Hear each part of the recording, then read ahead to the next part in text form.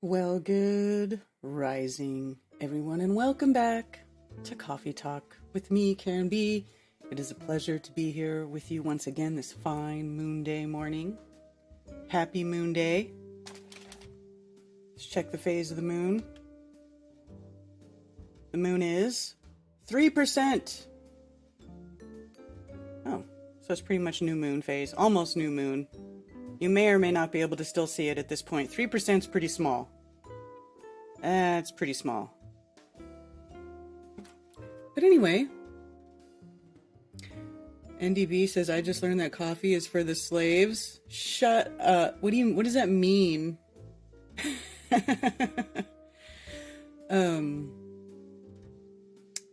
Happy to see all you here once again. Scott Hunter on Rockfin, good to see you. Matrix 6 on Rumble. And all you fine people on YouTube.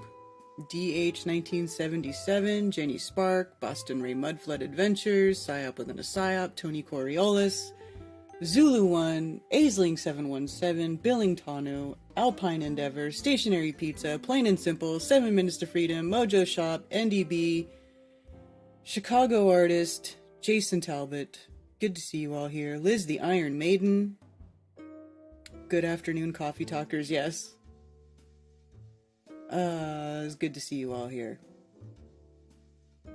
There's a reason coffee is everywhere. Maybe because it's good. Because it's like crack.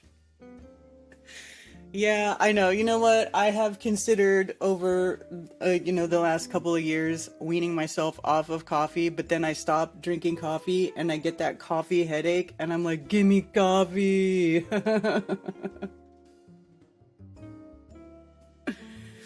They found out that coffee deters frontal cortex thinking, but alertness.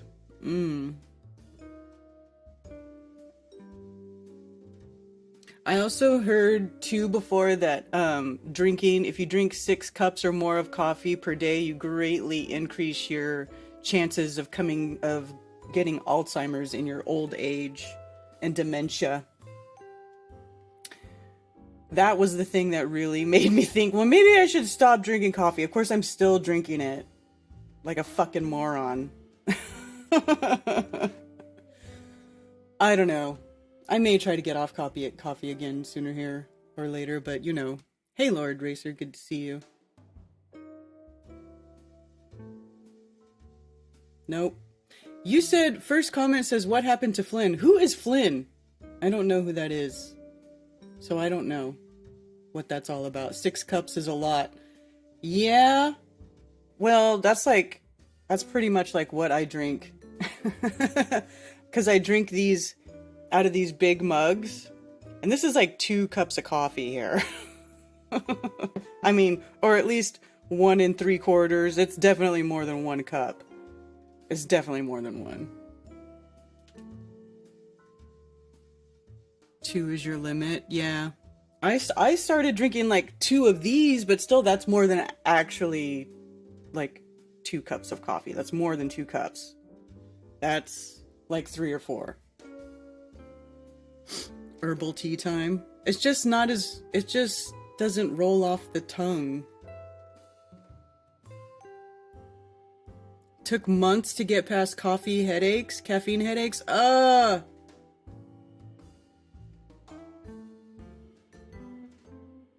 We have natural energy that gets masked by coffee and it's dehydrating.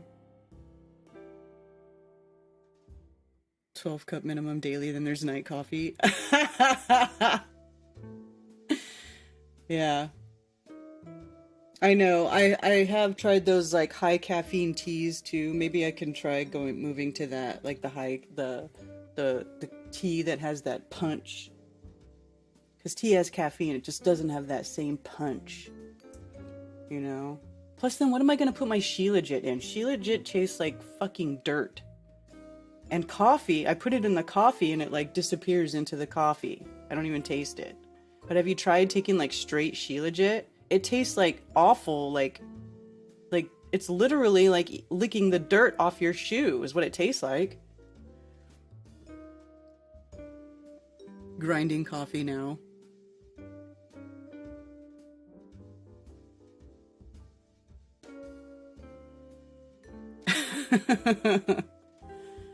I know. I should stop drinking coffee. Trust me, I've thought about this already. I think about it every time I put more coffee in the grinder and I start brewing it. I'm like, man, I really gotta stop drinking so much coffee.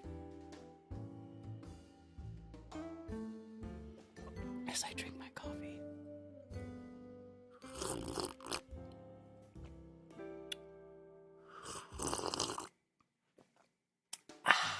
Yum yum. Have your cup of dementia in the morning. Just kidding. Tastes like soil, not dirt. What's the difference? Isn't soil just wet dirt? Whatever. It tastes like the stuff on the ground.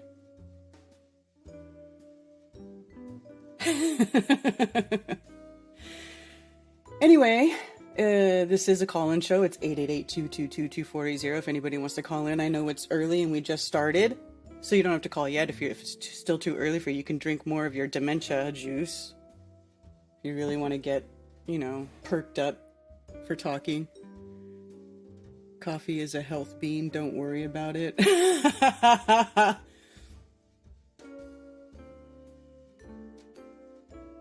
Soil is worm poop. Oh my gosh, you know what?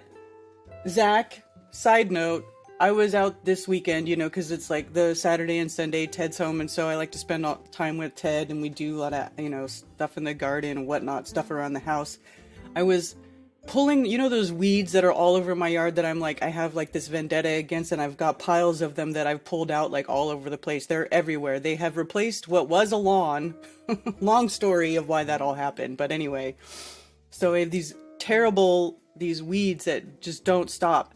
They're like the ones that spread, their leaves spread out in a circle, and it like just, it's right up against the dirt, and then the flowers pop up, and they're really hard to pull out unless the ground is really wet. Like right now it's been raining and stuff, and so the dirt is, the soil, the ground is soft. It's wet and it's soft. They're easy to pull out. When it gets dry and hot, they don't come out for nothing. It's difficult to dig them out. So I've been taking advantage of this time where the ground is wet and moist to pull these weeds out because they come out so easily. There is so much worm castings under these plants. Like, they are making new soil. And I'm like, man, I really need to plant some grass seed, because every time I pull one of these things out, there's like 4 and 5 earthworms, and you can see the piles of worm castings all around. Like there's literal worm castings on the surface of the ground all around my yard, because I don't spray any weed killer or poisons in my yard, right? I've never done that. And this yard is like, I don't know if it could be considered like virgin land or anything like that, but it used to be woods.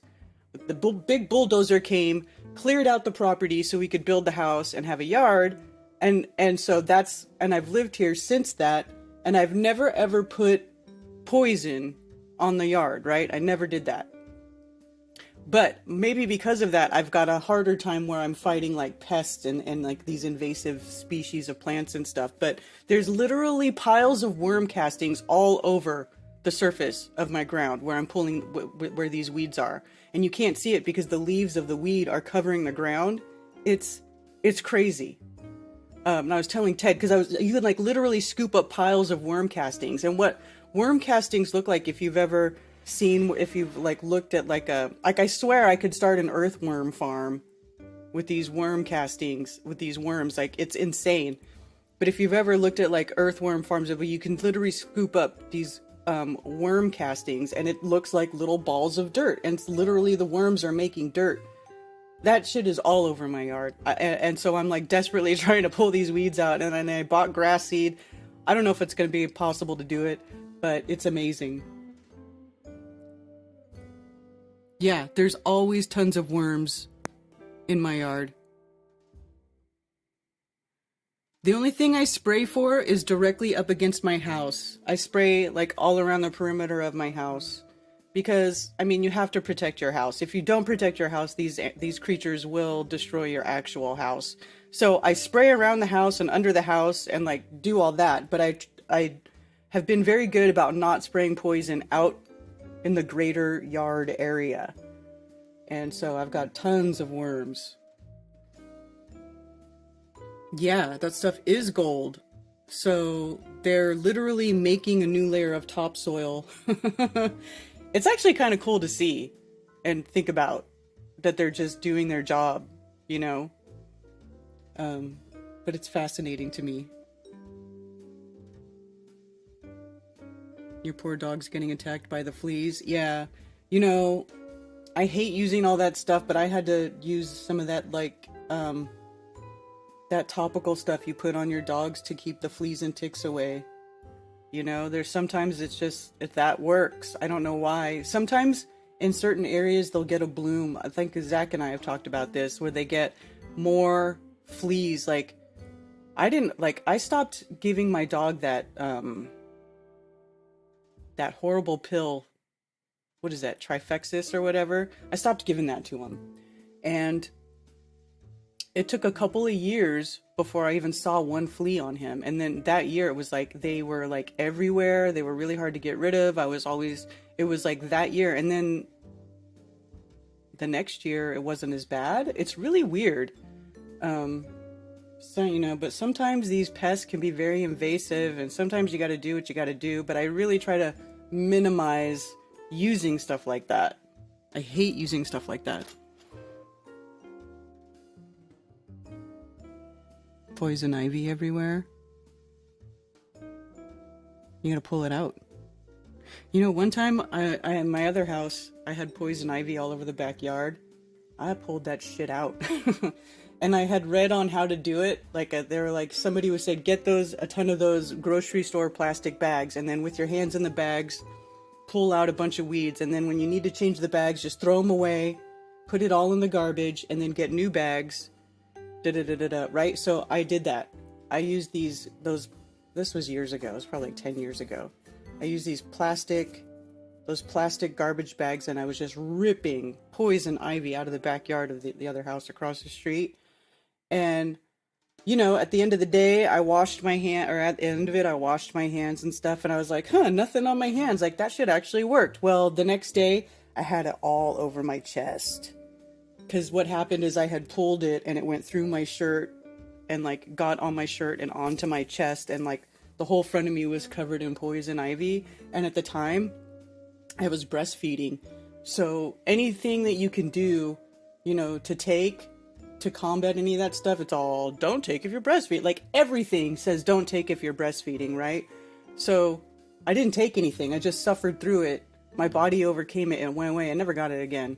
I don't know if, now I can't say that I went on another poison ivy pulling spree like that since then, because I haven't, but it went away. It wasn't that big of a deal, and I've never gotten it since. So take that for what it's worth. Fleas are weird. Scalp the area of the weed whacker and cover the spot with straw. Yeah, I need to do all that. I spray with 1 part peppermint oil soap, cayenne pepper, dish soap, and lots of water. Spray on your yard at night. Helps keeps bugs down and grasshoppers out of your garden naturally. I lay down plain cardboard in spots I don't want to weed whack all year. Yeah.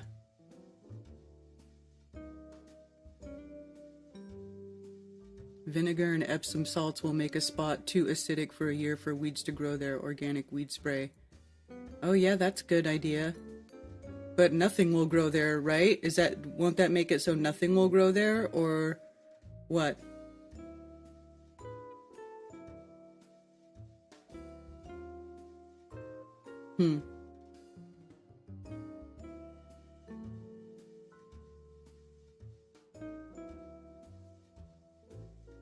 Yeah.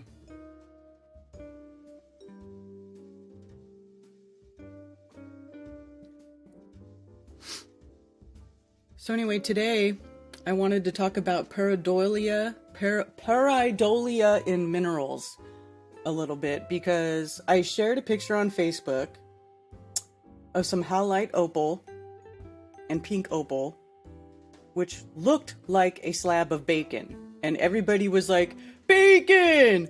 Bacon! It's bacon! And it's like, you know, I know everybody likes to fantasize about things and theorize about things, and sometimes theorizing can lead to answers in the real world. But you guys, why would you think that a perfectly cut slab of bacon was somehow perfectly preserved and mineralized from however long ago? Why would that even be a thing? Do you think that if people cut that bacon up, that they probably wanted to eat it? But no, everybody thinks it's an actual slab of bacon. Like it came out in a perfect cut slab. What are you thinking? So I wanted to go over some images of things that are minerals, but people think or share them as if they're actual preserved pieces of flesh. Like this right here. I shared this picture. Highlight opal with pink opal. And, well, these comments right here on the right are from the actual gemstone club. So they'll joke and say, oh, bacon. But you know what? If you go into these gemstone clubs or these clubs on Facebook, these groups, they always joke about the minerals that look like candy or look like this or look like that or look like something that they're not. This is a well-known phenomena among rock hounders and gem collectors in the gem and mineral world. It is a well-known thing that you can find minerals out in the wild that resemble other things. Now, is it because that mineral is that thing? No! No! This is what I wanted to talk about, because people think that if something bears a visual resemblance to something, then it is that thing. But that's not always how it works. There's something called trompe-l'oeil. Trompe-l'oeil is a French term. It means to fool the eye. There are a lot of things that fool the eye. And the whole thing about it, the mystery of it, is to investigate it and find out the actual reality of what these things are. Now, this is not a piece of bacon. Nobody, and plus that is giant bacon. Nobody sliced up a giant pig 1,000 years ago, however long it takes, whatever, 100 years ago, and then perfectly preserved, or put this piece of bacon into the perfect conditions for it to mineralize and still look like bacon. That doesn't make sense. Even the living things that we have seen, that we know are crystals that mineralized an organic thing, they don't look like the thing that they previously were. They look kind of like it. There's hints of it. There's some parts of it still there. The shape of it might still be there. Like petrified trees, it still looks like a tree. It's like the shape of a tree, but it's not the tree. It's a completely different color. It's got all these beautiful colors inside of it because it has been remineralized. It's been mineralized over time by different minerals that have replaced the organic material as it decayed away from the exposure to oxygen, and not able to decay in the normal way, right? So it's stuff that is away from oxygen, and it is buried deep into a mineral slurry, and over time the mineral replaces the organic compound under very specific conditions and then replaces it, and then it becomes a mineralized piece of whatever. That is fossilization, petrifaction, whatever you want to call it. But people don't slice up pieces of flesh and throw them on the ground, and then, however many years later, we come along and find it and go, bacon!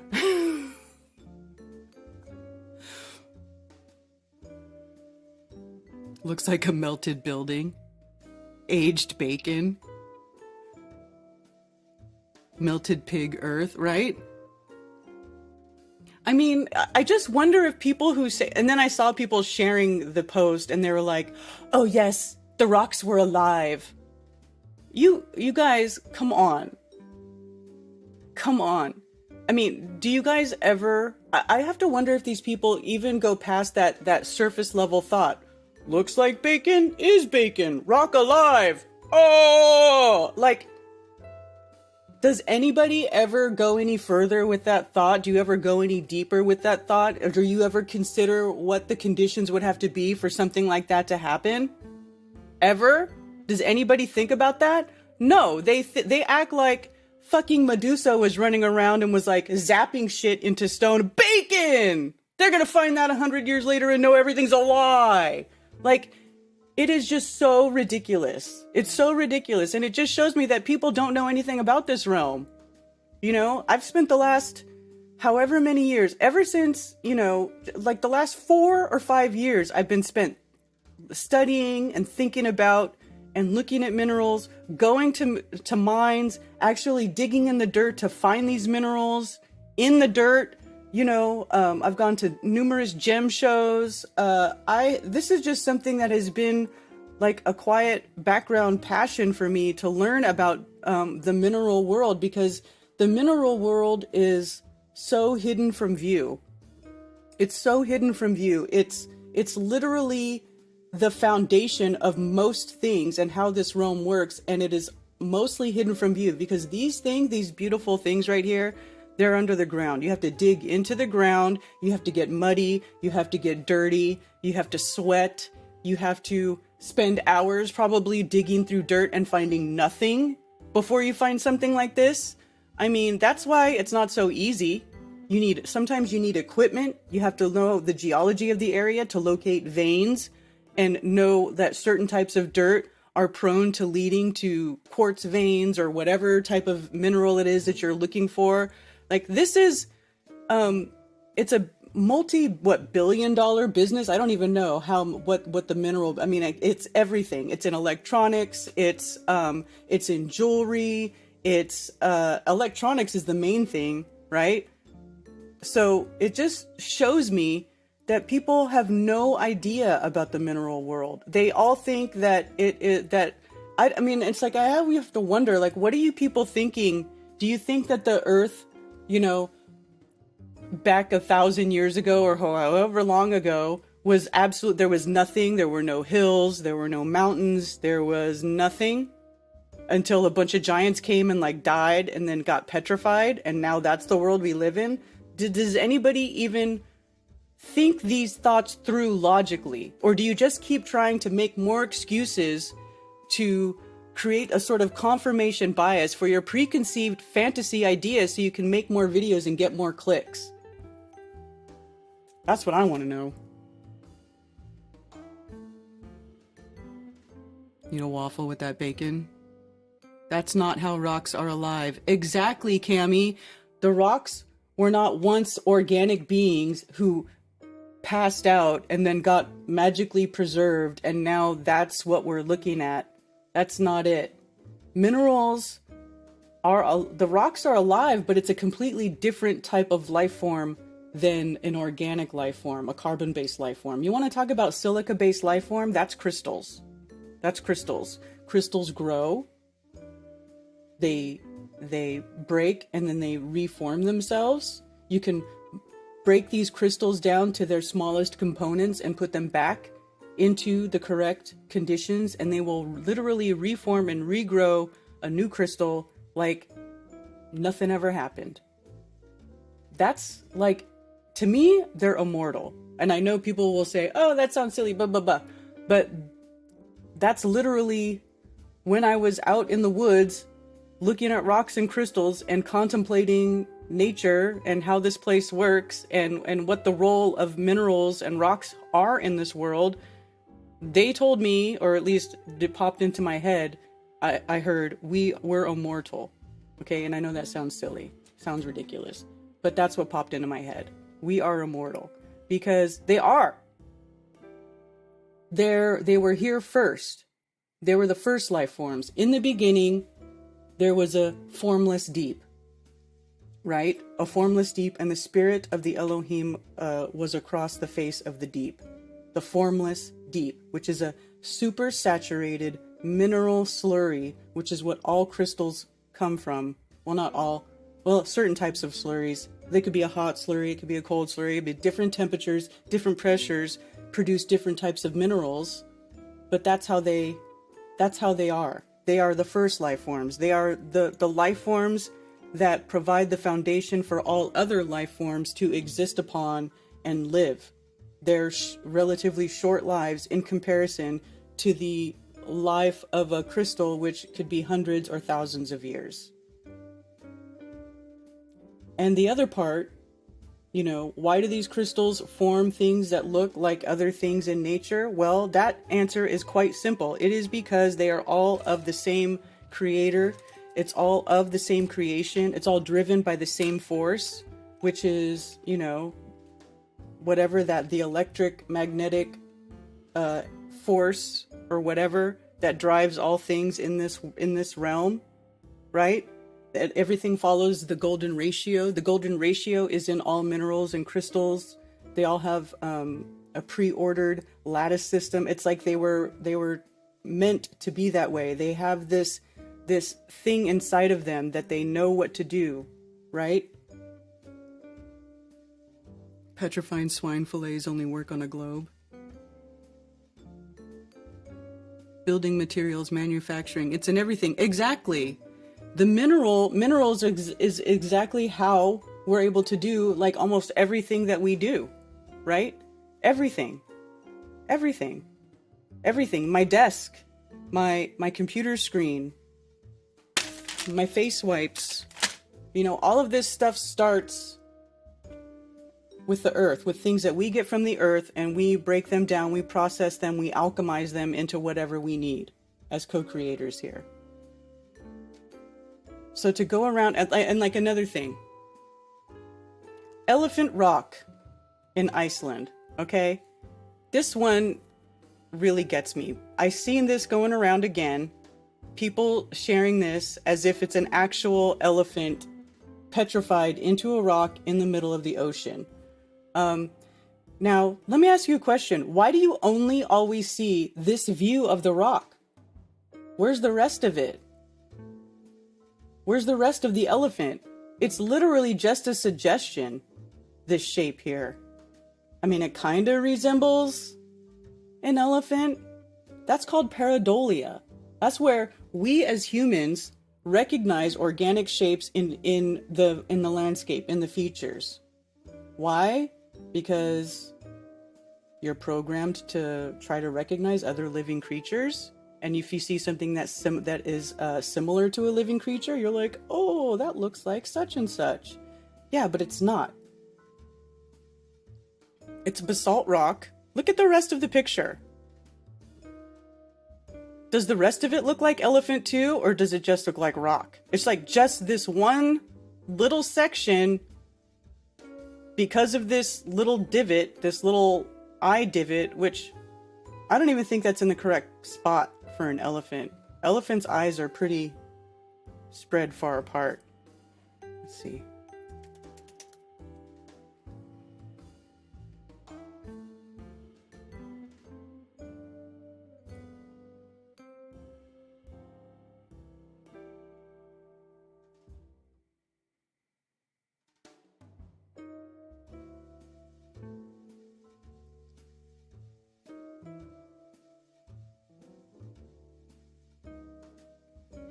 Where's the tusk?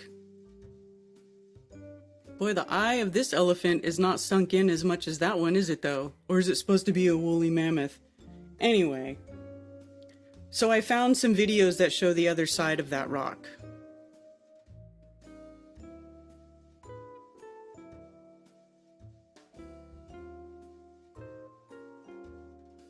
See the walls breathing? Am I normal?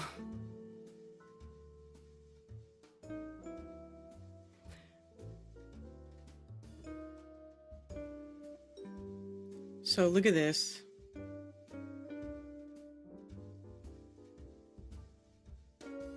You guys see that? I downloaded it because at the end of the video it shows the part that doesn't look like an elephant, but it had like a stupid ad for another video blocking most of it. So here's the elephant rock. And you can see actually with the water going down that this part that is a trunk, it doesn't get skinnier, it actually expands out below the bottom, right? You can see it start to get wider here. This is getting wider. It's not actually the shape of a trunk.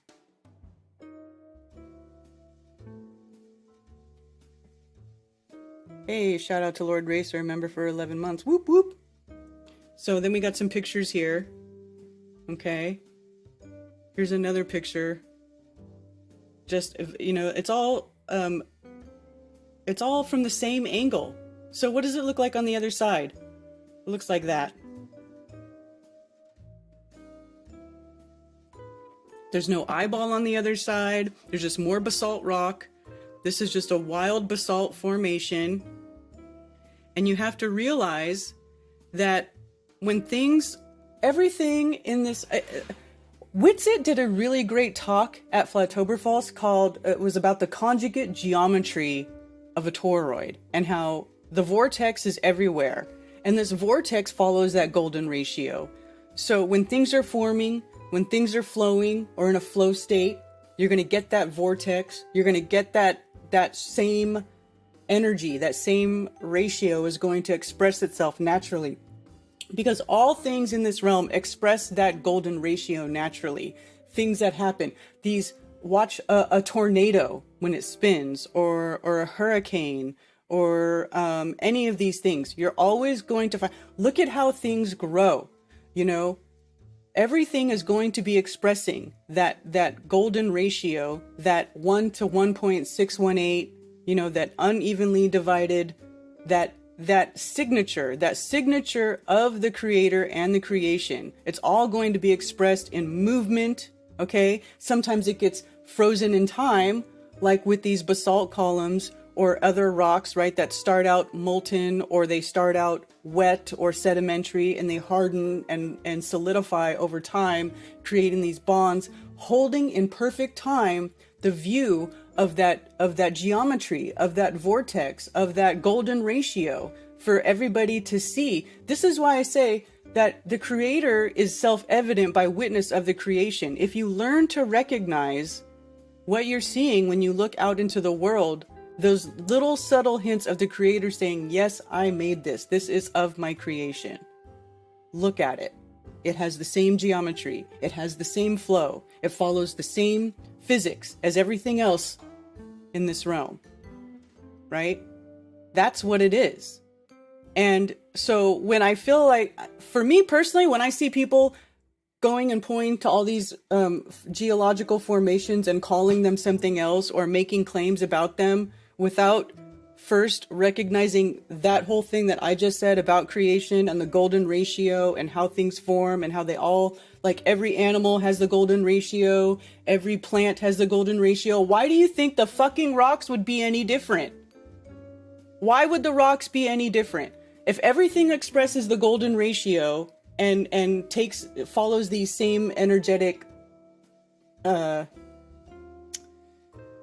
whatever, you know what I mean? If it's all driven by the same force, the same energetic electric force, then why wouldn't they have features that go across all things? Why wouldn't that happen? Why wouldn't they all express that geometry at some point? You know, all living things express the geometry. Like your arm, right? This is the one, this is 1.618, right? Like if you take if you get this thing, right, which is a golden ratio, you see? Trying to do, but take your little golden ratio thing, go out into nature and hold this up to different areas, and you will see that this ratio pops up in places that you never, ever even considered before. We have the plant world, the flora, right? The plant world, the animal world, and the mineral world. These three things make up our realm. Why does anybody think that the mineral realm is not subject to the same rules as the organic, as the life? You know what I'm saying? It's not, but it is. They're going to express the same ratios, the same geometry, because it's all from the same realm. It doesn't mean that that's an elephant. It means it looks like an elephant because it's just showing you that it is all of the same creator. It doesn't mean that it's actually an elephant. And here's the other thing. We have found plenty of fossilized animals, petrified animals, right? Petrified organic things. None of them are ever basalt. This is basalt rock. This is literally a volcanic rock. It is not the same as like if you find an opalized or agatized like sea creature, a crab, or anything like that. It's two completely different types of rock, different types of material. And they take different conditions to form.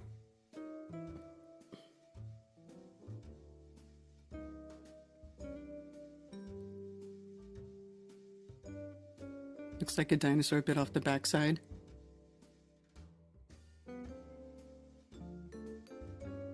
Elvis burned in toast.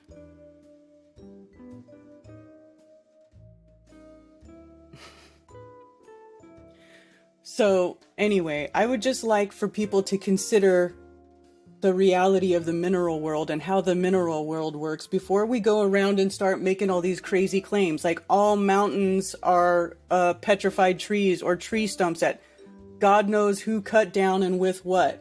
If you study minerals and the mineral world, you don't need those fantasy stories. You don't need it. It's unnecessary. We're just adding things to induce more confusion about what this place really is and how it really works. So let's see these images for Tabletop Mountain. Like people claiming that these are tree stumps. Here's the problem with that. We know what petrified trees are. We have hundreds of thousands of samples of petrified trees. We know how to positively identify petrified wood, yet people still feel okay to call these giant petrified tree stumps without going there to do any tests on the material, without going there to do any sort of physical investigation. Nobody has ever gone to any one of these mountains and taken a sample from it and compared it to petrified wood to show that it's the same, because it's not. It's just not the same, right? These are just giant crystalline formations, not like crystal, like fine gemmy crystal. Crystalline is like pretty much any matter that is in a solid form, okay, is crystalline material, technically, if you really want to get technical about it. They're just giant crystalline formations, probably from when the earth was formed, and probably a lot of it also came about after the great worldwide flood, or whatever happened, because a lot of, it's pretty well accepted throughout many parts of the world that there was a great flood at one time, and a lot of this stuff could have been created as a secondary sort of geological catastrophe that was worldwide and made these second formations, like Devil's Tower. Devil's Tower could have been made during the actual original creation of Earth. Then there was a flood, came down and wiped out all of the surrounding soil or the surrounding softer material that was surrounding Devil's Tower before, when it was hidden. And now all that's been washed away, and now we see Devil's Tower and everybody goes, tree! It's a tree!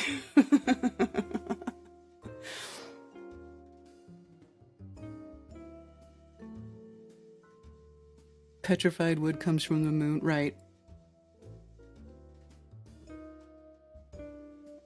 Flood, yes, but not flood like mud flood. I'm sorry to say, Boston Ray.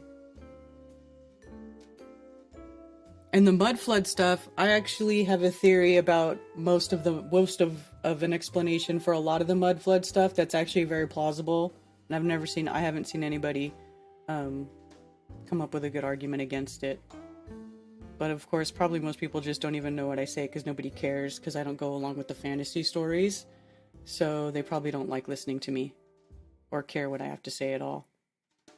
Because a lot of what I say is contradictory to what a lot of other flat earthers say and push, right?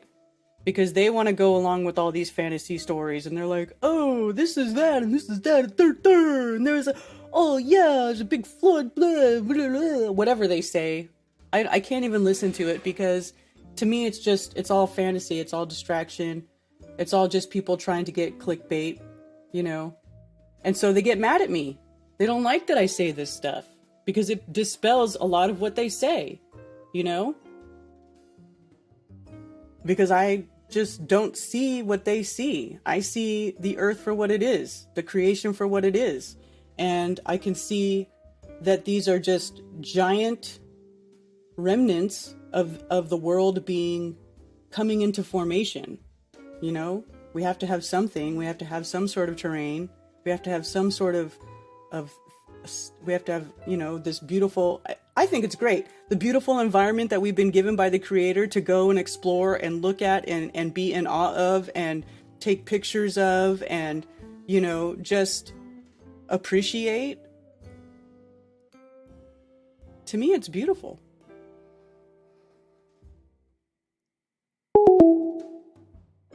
Nuh-uh.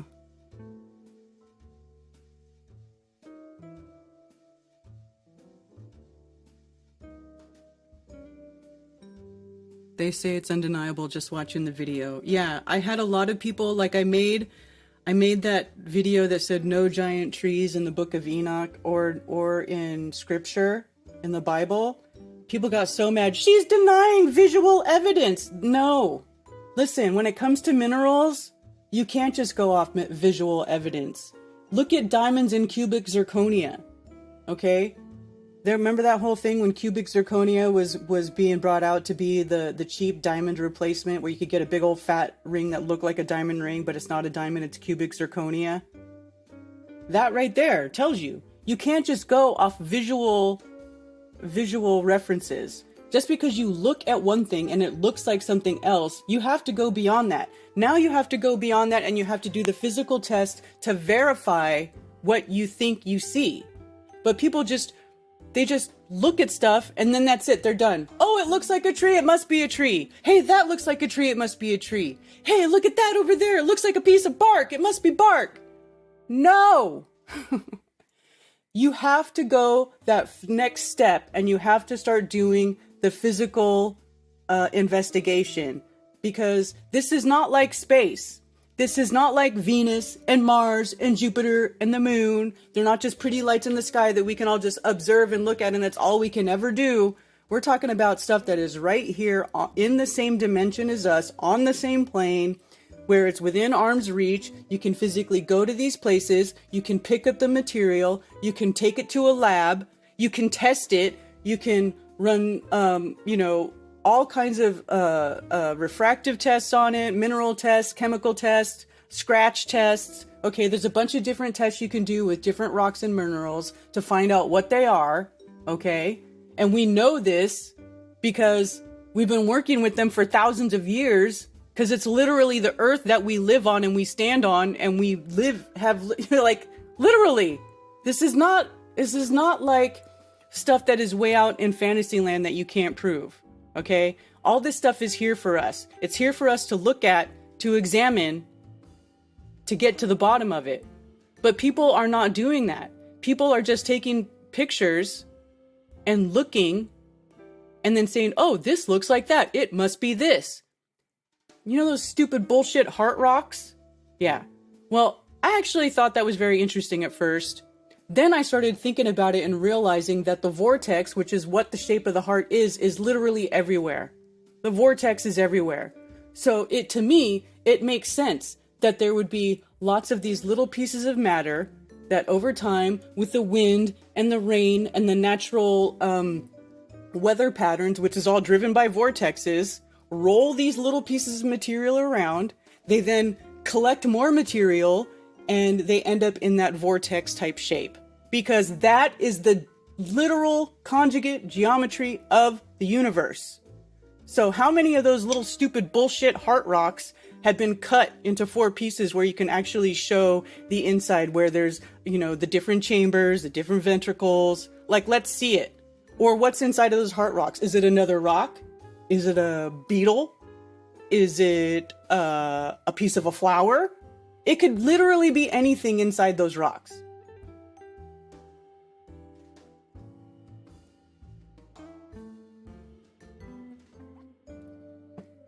So That to me makes way more sense than mystically, magically, hundreds of thousands of times, whole bodies were preserved and decayed in such a way that only the heart was left. Millions of times, all the time. That's all that ever happened. Like, it just doesn't make sense to me that organic material would behave that way on such a large scale. But it makes way more sense that over time, rocks and pebbles form by other little bits, slowly collecting more material over time. It's like concretions, right? But they're rolling around. They're being driven by the wind and the rain and the weather of everything. And it happens on a much faster timeline than I think most of these geologists and stuff would want you to believe, right? Like all these geologists say, oh, they label everything with MYO, millions of years ago, 1 million years ago, 2 million years ago, right? But it doesn't have to be millions of years. We all know about impossible fossils, things that can be fossilized. They just have to be in the right condition. It doesn't have to, time is of no consequence. It doesn't matter. If it's not the right condition, it's not going to fossilize, right? It doesn't matter how long it's been. It has to be in the right conditions. It has to have the right environment to perpetuate that. So it just, to me, it makes way more sense that the natural geometry of the universe is expressing these things over and over and over again than some weird made up story about creatures all being preserved in the same fashion and only the heart surviving. Like, it just makes zero sense to me. Zero sense.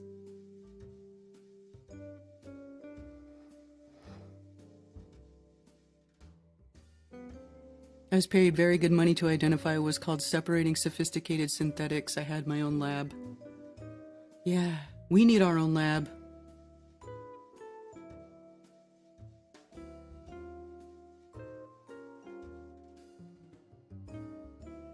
Happened in that bloody flood really quick. You know, and realistically, I don't think most of us are ever going to really know the truth about what happened all those many years ago where none of us were there. I mean, that time is gone. That time is long gone. I don't know that we'll ever know. But I do know that if you sit back and observe the world for what it really is, and you take the time to consider what you're looking at and you look for the patterns, it becomes easy to see, right? So tabletop mountains, look at this, but then look at these, you guys.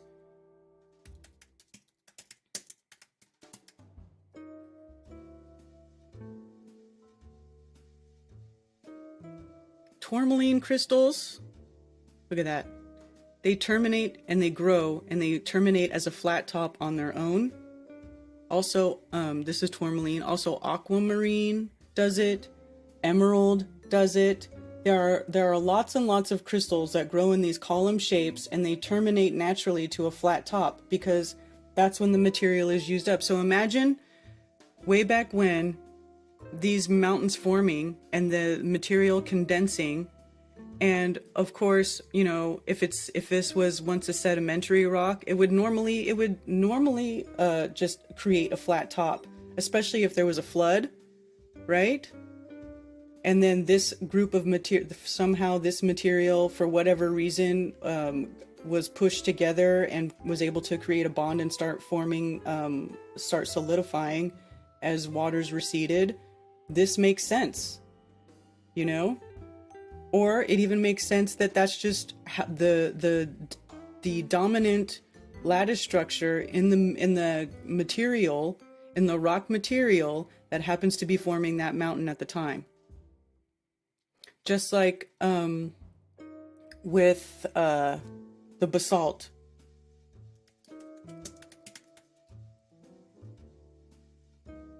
Devil's Tower.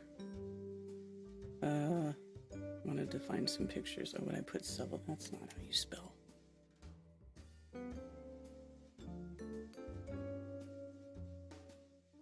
The hexagonal columnar jointing.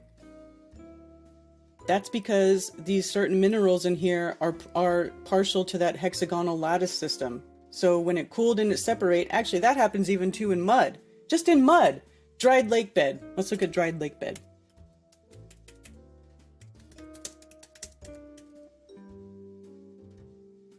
Come on.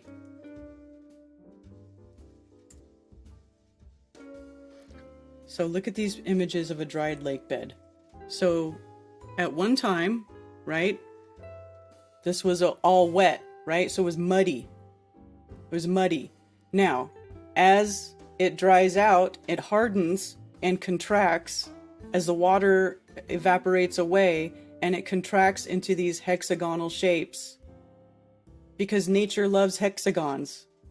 This is a natural formation. A natural formation. And it very well could even be from lava, you know, because none of us watched when Devil's Tower was made. So everybody likes to poo-poo, oh, it was a volcano from lava. Well, you don't know how the earth formed. You don't know what was going on. You weren't there. You didn't see the incredible scale and violent growth that would have been in the very beginning when crystals are forming, when these giant things are forming. I mean, could you imagine? You don't know.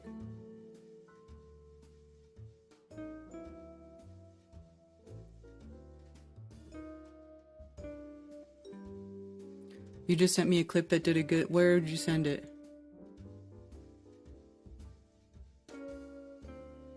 Can I play this?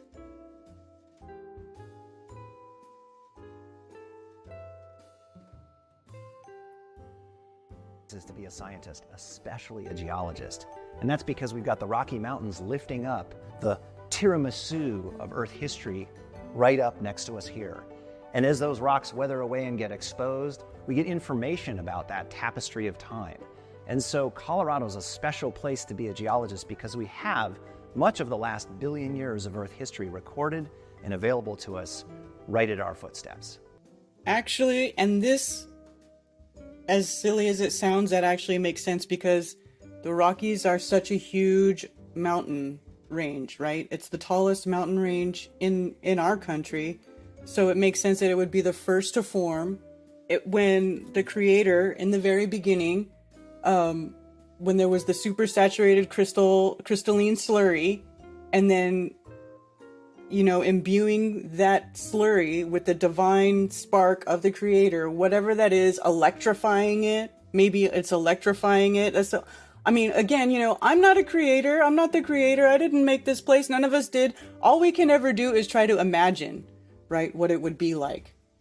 And when I do that, I just try to really respect what it is I'm trying to think about, which, you know, is pretty amazing and pretty far beyond any of my capabilities, probably even, you know, I don't know. But logically, if the earth started forming, right, like it talks about the earth coming up out from the slurry, right, that's literally crystalline material forming and growing and forming the land. And I don't mean like, you know, like there's a big gemmy, smoky quartz, shiny, crystal clear crystals growing, and that's what is underneath us. Although I also can't rule that out. We do know that quartz is the most plentiful mineral on Earth. There are quartz veins that literally go miles and miles and miles deep into the earth. It's really amazing. So it actually makes sense that Colorado, being the biggest range, could be one of the first things that formed, not necessarily millions of years before the rest of it, you know, but it could be one of the first parts that formed, and therefore having, like this guy says, a wide variety. I find that plausible. Right now you're about 55 feet underground in the bowels of the museum, where we store millions of objects of Earth and human history. This is a sample here. This is from Australia. That is this type of stuff that's gluing together our own Castle Rock. So this project started, like many projects in science, by serendipity. My colleague Mark Longman was down in Castlewood Canyon State Park, and he was marveling at why the bluffs, which are covered by this weird type of rock known as a conglomerate, were holding up the cliffs, not only in that park, but in Castle Rock, Colorado, and in a lot of the mesas that are south of Denver. A conglomerate is a type of rock, but because that one is found all over the area south of Denver, it's actually named after Castle Rock itself. the Castle Rock conglomerate, for which the town is named. Typically, that kind of rock gets broken down by wind, by rain, and so one of the first things you do as a geologist is you take a sample. And you want to look inside that sample to see what it tells you. But when you cut open the rock, you can start to see not only the particles, but you also see what's holding them together, what geologists call the matrix, or the cement. But we need to look at the microscopic textures in there. And so to do that, we make what's called a thin section, a wafer-thin piece of rock that's glued to a slide like this one here. By shining light through this under the microscope and maybe changing the different types of light and orientations of the waves of light through here, we can actually tell what kind of minerals are in this rock and how they came to be. One of the things that geologists will often do with a rock is we lick it. Looks like salami. And why do we do that? But take a look at this now. And now take a look at it. It gives us a window into the rock. It's just like polishing the surface. And that is a large picture of what we do when we make a thin section of a rock. Turns out that the reason that this rock is as hard as most concrete is because it's glued together with a very special cement. It's glued together with a special cement found in nature. That's how we learn to make cement. That's how humans learn. They learn that different blends of different types of material you can add water and it makes cement. It creates a bond, and a very strong bond, and it makes cement. Cement is a mineral you probably call opal. Geologists might call that chalcedony. And so the reason those mesas occur south of Denver, and indeed Castle Rock itself, is because those rocks are so hard that the rocks in between them were eroded, but they weren't quite able to be eroded themselves. In a way, it's like having a geologic shield on the top of a hill. And that geologic shield is an opal cemented conglomerate. Why is that? Why aren't all the conglomerates in Colorado glued together with the equivalent of opal cement? Well, it turns out that this rock has particles in it that came from a huge volcanic event. And that volcanic rock is rich in the element silica. And that silica, when rain percolates down through the rocks, gets dissolved, and then it migrates with the groundwater into adjacent spaces, and particularly rocks with a lot of holes in them, like conglomerates. And so as that groundwater works its way through the particles in that rock, you can see filling all of the rocks, kind of like arteries or veins, are very thin veneers of opal. Kind of like arteries or veins. Oh. Great, so that happened in Colorado. Why should we care? Well, one, it tells a story of how these rocks that are iconic parts of our landscape were formed, but they also give geologists clues as to what might be happening on other parts of our planet. Colorado probably has other rocks just like this that are cemented with microscopic opal. So when you're out hiking and looking at one of these conglomerates, one of the things to remember is the opal in them is actually really microscopic. So you're not going to be able to go out there and chip off a piece and then run home and make a piece of jewelry. So if you're out there and you're on public lands, before you collect something, please check with someone who works there or us at the museum, because blah, blah, blah. most places... But yeah. Cement is better than ours, right? Ew, who else licked that rock? You know what's funny too is I've heard some rock hounders say that they can tell what a rock is by licking it because they taste different, because they've licked so many rocks that sometimes to identify a rock, if they can't figure it out, they'll lick it and literally see if the taste can tell them. I don't recommend licking rocks because some of that stuff you don't want to be ingesting, but that's what they do. There seems to be something different about basalt columns, not saying it wasn't natural, it just seems weird how there are places like Devil's Tower or just some mountain areas, not everything around it. Yeah. Because you know why, Sergey? Because in my mind, I'll tell you what I think it is with these different basalt areas. It's just, I feel like that they are from the actual formation of the original Earth, from creation. From those rocks growing, these rocks have piezoelectric properties. So if you could imagine like giant masses of silica and quartz and stuff, and, you know, growing and rubbing together and making these huge electrical charges underground and causing rock to turn molten and then spew up, as everything is just kind of shifting around and growing and using up that initial material to form the land masses that we know now.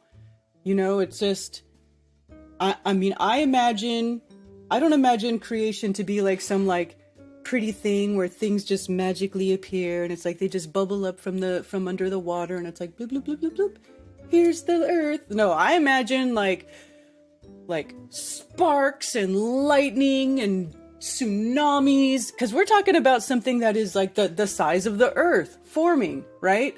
So like how they tell you the Big Bang, everything started with this Big Bang and everything expanded, blah, blah, blah, blah, blah, right? Well, they may not be, I feel like sometimes they hide truth in a little bit of these terms that they use to explain the universe and how it all started, right? So if there's a Big Bang, it's not really a Big Bang, but it's that initial spark. It's like that snap, that pop or whatever the creator did, because I wasn't there. I don't know. The initial start to ignite the material in this realm to start doing what it needs to do, to start growing, to start forming, to start those molecules creating those molecular bonds, those unbreakable bonds that then create the pillars upon which continents that we now know and live upon were forming. Like, I mean, think about how big the earth is and how much land, millions and millions and millions and millions and millions of square miles of land, these mountains, I mean, huge, unimaginable, giant, things forming at once.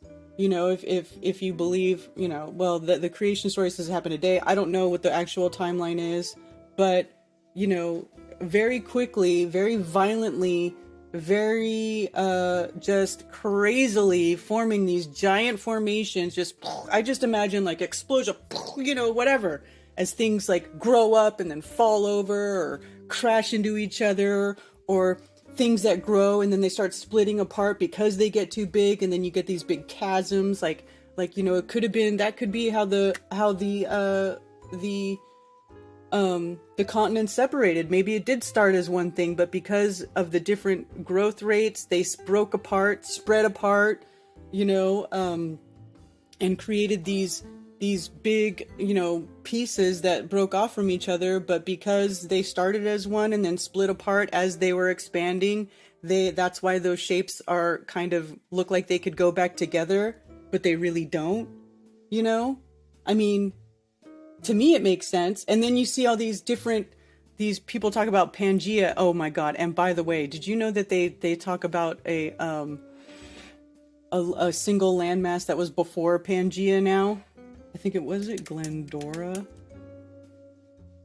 What is it? No.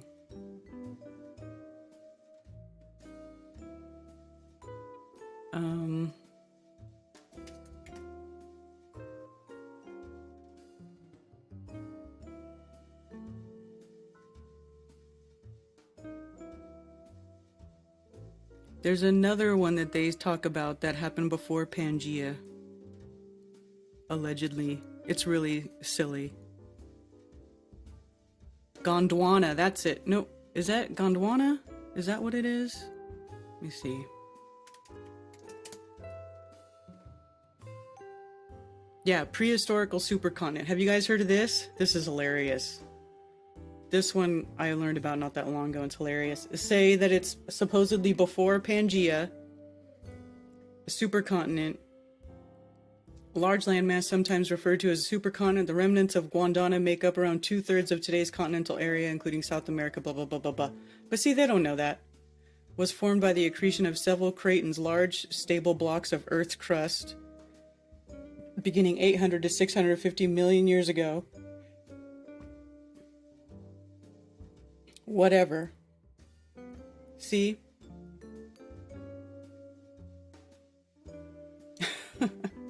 It's so ridiculous.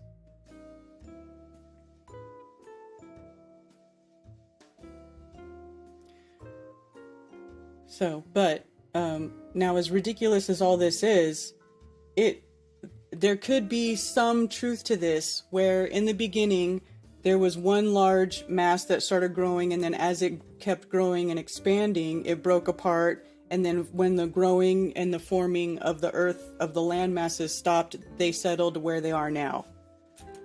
You know, that to me is how I sort of picture it, because there is not really any denying that when you put these, you know, the land masses together, they almost kind of look like a puzzle. I mean, not really, but kind of, you know, like the Gulf of Mexico and that big part of Africa. Like, it does kind of seem, you know, like they could have fit together at one point. But do I think it's because the Earth was a ball and Pangea, blah, blah? No, but that isn't mutually exclusive to that. You know what I'm saying? Like, there could be other explanations for it. They crook the truth and twist it. Yeah. Living in Rocky Mountains is awesome when you own an excavator.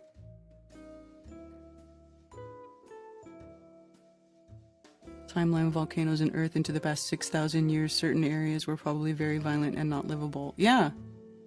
Is a reggae band? That's hella funny. The Earth was divided, so not sure if anyone was ever and if it was one ever, any shifting would be crazy. Some say the sea level was much lower before the flood. The Earth was 85% land. Well, yeah. Well, but the thing is, would we ever know? Could we ever know? I mean, we don't know. The flood would have been many thousands of years ago by now, so I don't know. I know in scripture it says that it didn't used to rain. Right? There was not really any rain before. You would plant stuff in the earth, and the earth would just water. It would, like, water would come up and, you know. But again, I don't know if that's true. I do not claim for scripture to be true 100%, but there's a lot of stuff in there that seems like we see evidence of it now, which is why I find it interesting to read and study. Because I feel like there's going to be clues there, there's knowledge there to be gleaned, even if you don't believe it word for word. Yeah, was the sea level lower? I don't know. You know, if the sea level was lower, that actually lends to what I'm saying too, because if the land is growing and then it's getting higher than the sea level, you know, that's possible. I mean, I don't know.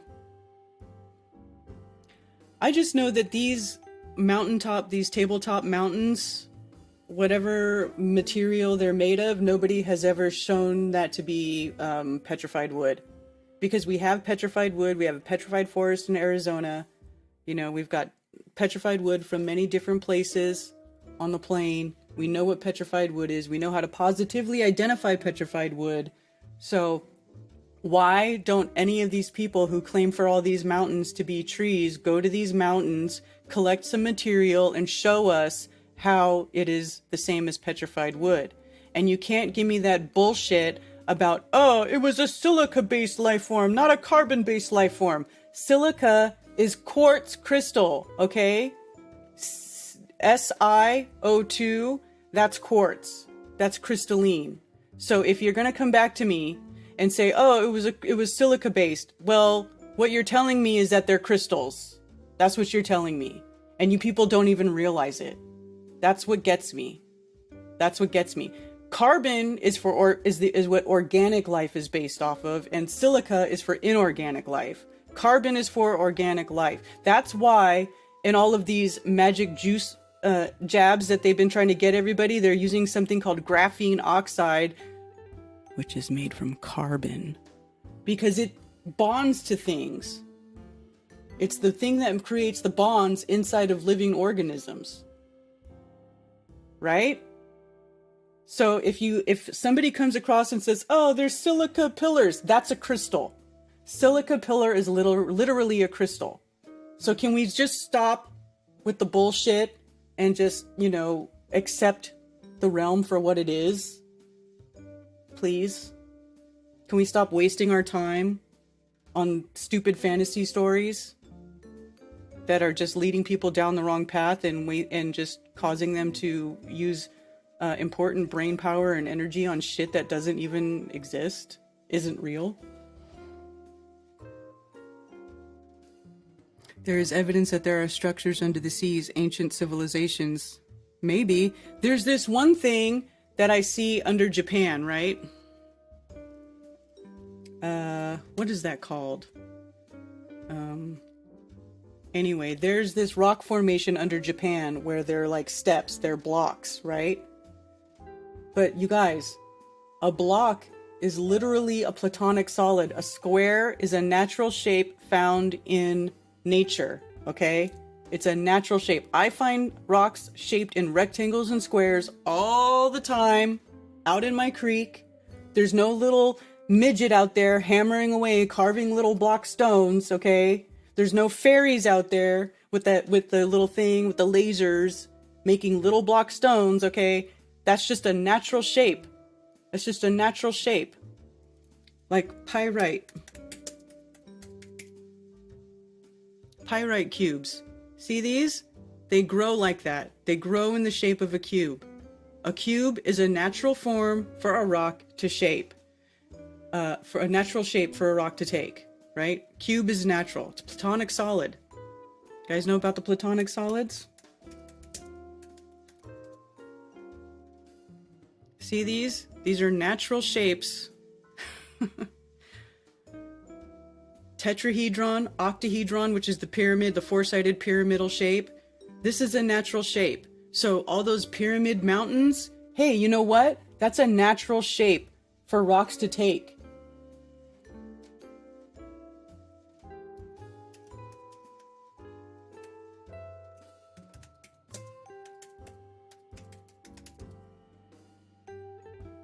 Here, this is magnetite. This is a rock that takes the natural shape of a pyramid. Boom. Oh, look at this, magnetite in the matrix. Oh, what is that? Large magnetite octahedron. Doesn't that look like a pyramid? Now scale this up, okay? Because we live in a fractal universe, right? And crystals look the same small as they do when they're big. They make the same shape. That's the fractal nature of the universe. So here is an octahedral pyramid, naturally formed, sitting in the matrix. Now scale that up times 1,000. And you have a natural rock formation. That's why pyramids are on every continent.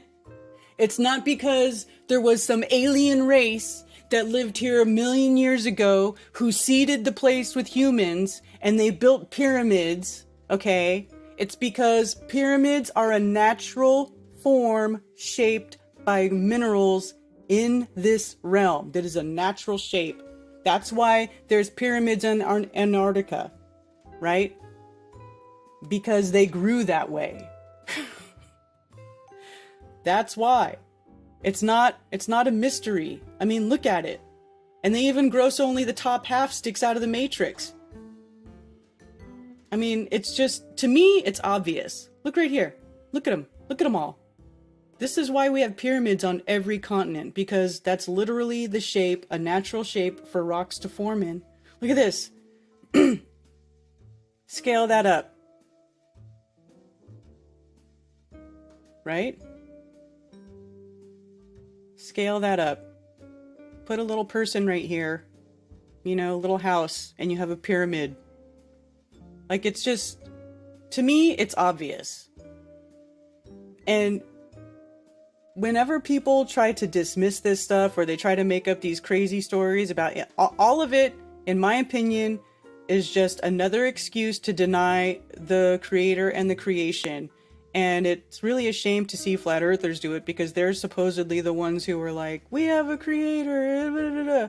And then you guys are all dismissing the creation by saying, you know, some fucking mystery civilization, the Tartarians or whoever built these pyramids, this great race that's more intelligent than us. No, it's just the creator. The creator's more intelligent than us. Then there's us. Although I'm not sure. because people seem to be saying and believing some really stupid shit these days.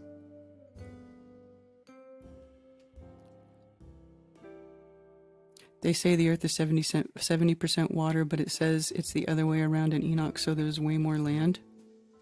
Well, I don't know. And to be honest with you, I'm not a huge fan of the Book of Enoch because I've read through it, I've read it, and it just doesn't... I don't know what to think about that book. It doesn't really resonate with me. I thought it would. I thought if I read the Book of Enoch, it would resonate, but it doesn't. So... And I know that's total sacrilege among flat earther circles too, but I just don't buy it. And then I see people, and two, the other thing too is like people using the Book of Enoch to say that the sun and the moons go through gates. No, they don't. Because anywhere on the plane you can see, you know, they're different. It just doesn't make sense. It doesn't make sense in the way that the sun travels and the moon travels and people using it for navigation. When they go in the gate, where the fuck's the gate? When does that happen? How do people navigate when the shit goes in the gate? I'm sorry, I just don't. I'm not a fan of the Book of Enoch. But that's just me, you know? All I can do is look at the information and look through the world through my eyes and then talk about it, and maybe some people agree with me or other people hate me, whatever. The truth doesn't care about your feelings. Truth doesn't care about your sub to view ratio on your channel. Doesn't care about your likes. Doesn't give a shit about any of that stuff. And so neither do I.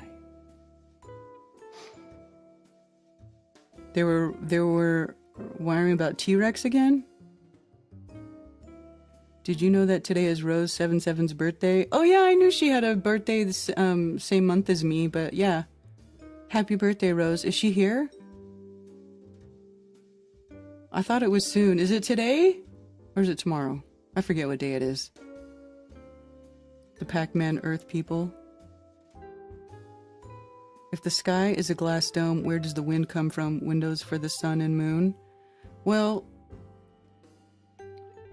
I think the wind is made by by whatever the same thing is that's driving the sun and the moon, and the temperature and heat differentials that happen as a result of that dynamic path that they have over the surface. You know, because when you create like heat and hot and cold together create pressure differentials, and cold guys tries to go to the hot side, and that's what I think is really the driving force behind wind, is the actual movement of the bodies and the heat and the hot and cold pressure differential that they create as they go through their paths in the sky. That's just my opinion.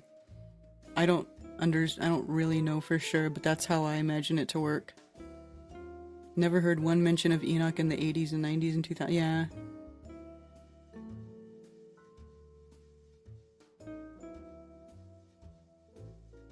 Yeah, Earthship Aaron, I know you want to say that we know it's moving upwards, which I think is complete and utter total bullshit. Nobody can ever prove that. Because I've asked you guys, what's moving the Earth up? Where does it go? Are we in an ever-expand, like, infinite space?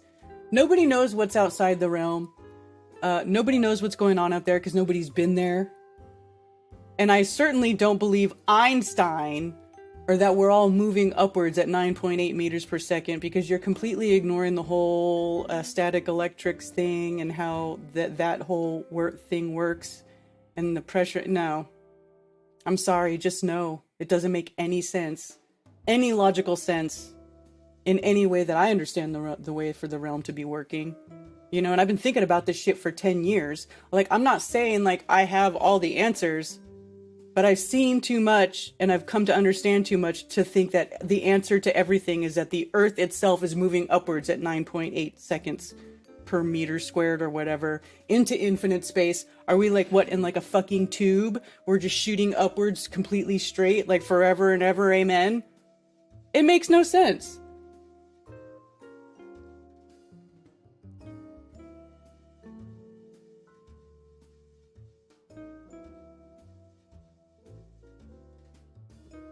But Karen, what about when you drop a water bottle? I know. Bubbles.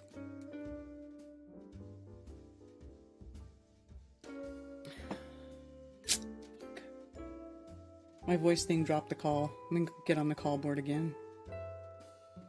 Welcome to the conference center. You are a host. All right. Anybody want to call in? 848-222-2480. Do you want to argue with me? Elevator Earth. Yes. Why can't we just be stationary? Yeah, I don't know. I mean, I don't care if people believe that, but it to me, it doesn't make sense. It doesn't answer all the questions about how things work in this realm. It introduces more questions than answers for me. So I don't pursue it. It just doesn't seem worth it to me.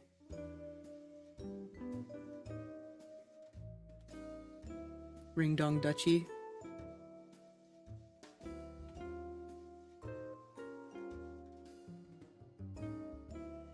Never seen the polls that they speak of, right?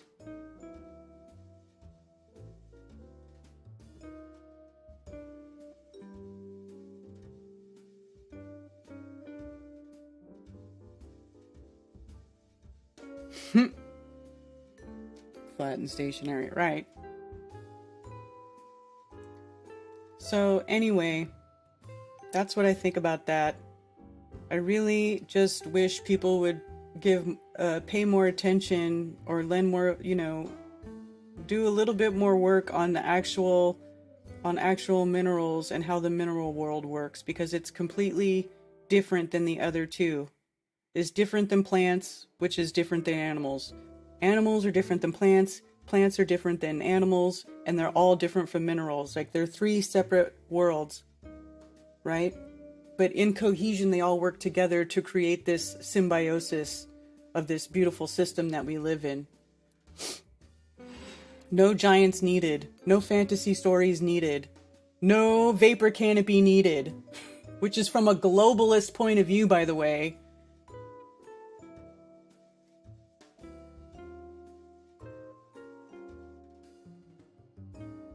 Earthquakes ain't stationary. Yeah.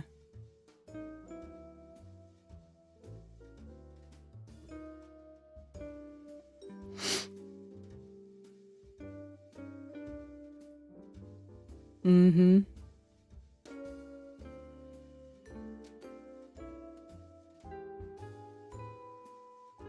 Nobody wants to call in? Nobody has a question? Nobody wants to talk about minerals? Does anybody want to talk? Nobody? Nothing? Look at this one. This one looks like a pyramid, and it's not like all magnetite-y. See? Look at that. Plain, boring beige rock shaped like a pyramid. Holy shit! Who carved that?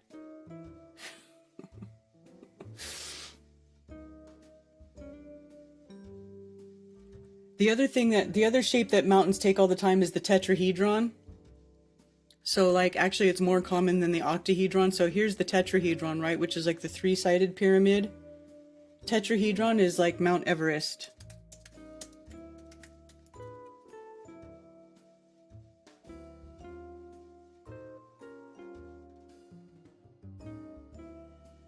Actually, it looks better if you look at it from the top.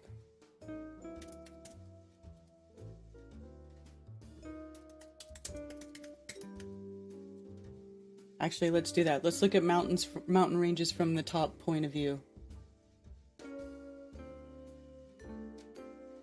Okay, so here's Mount Everest. So you see it's got three distinct ridges right here, right? And this is the peak.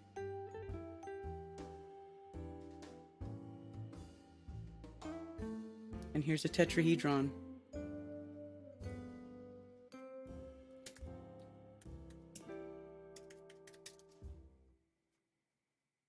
Okay, so here's your tetrahedron image, right?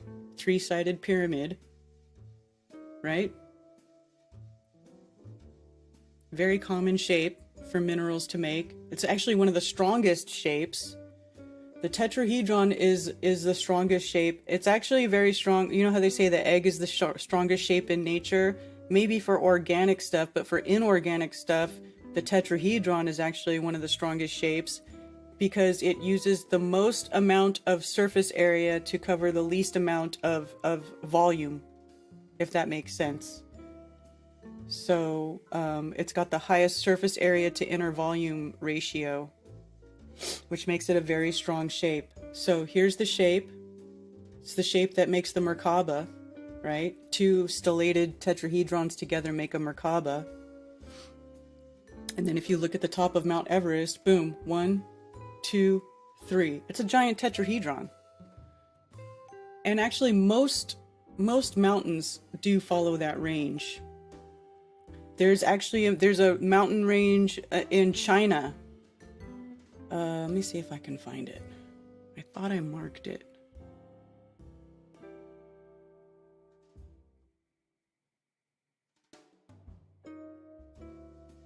But there's this, let's see if I can find it.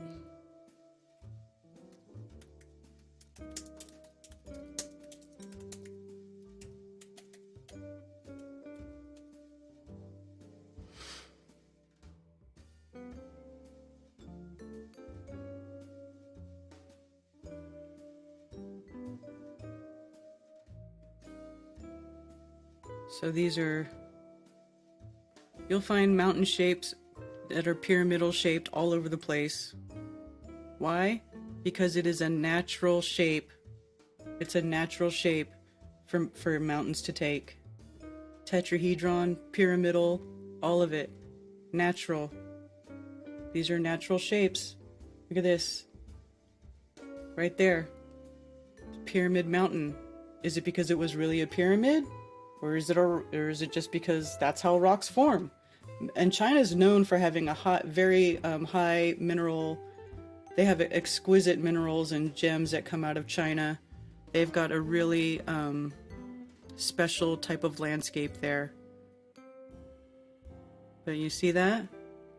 Why? Because pyramid's a natural shape that comes in nature. These are natural shapes. Everything that man does is to imitate nature. Right?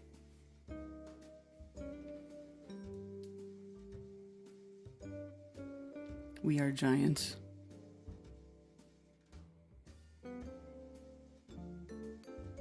Oh, I got callers. Thank you for calling Coffee Talk. You're on with Karen B. Hello. Hello. Hello. Hi. Hello. How you? Hi. What's up? Can you hear me? Yes. I was just gonna tell you about the gap theory. The gap theory? Yeah. That it says in the beginning God created the heavens and the earth. Period. And then there's a word that's mistranslated. It says the earth was void. But in the original language it says the earth became void. So that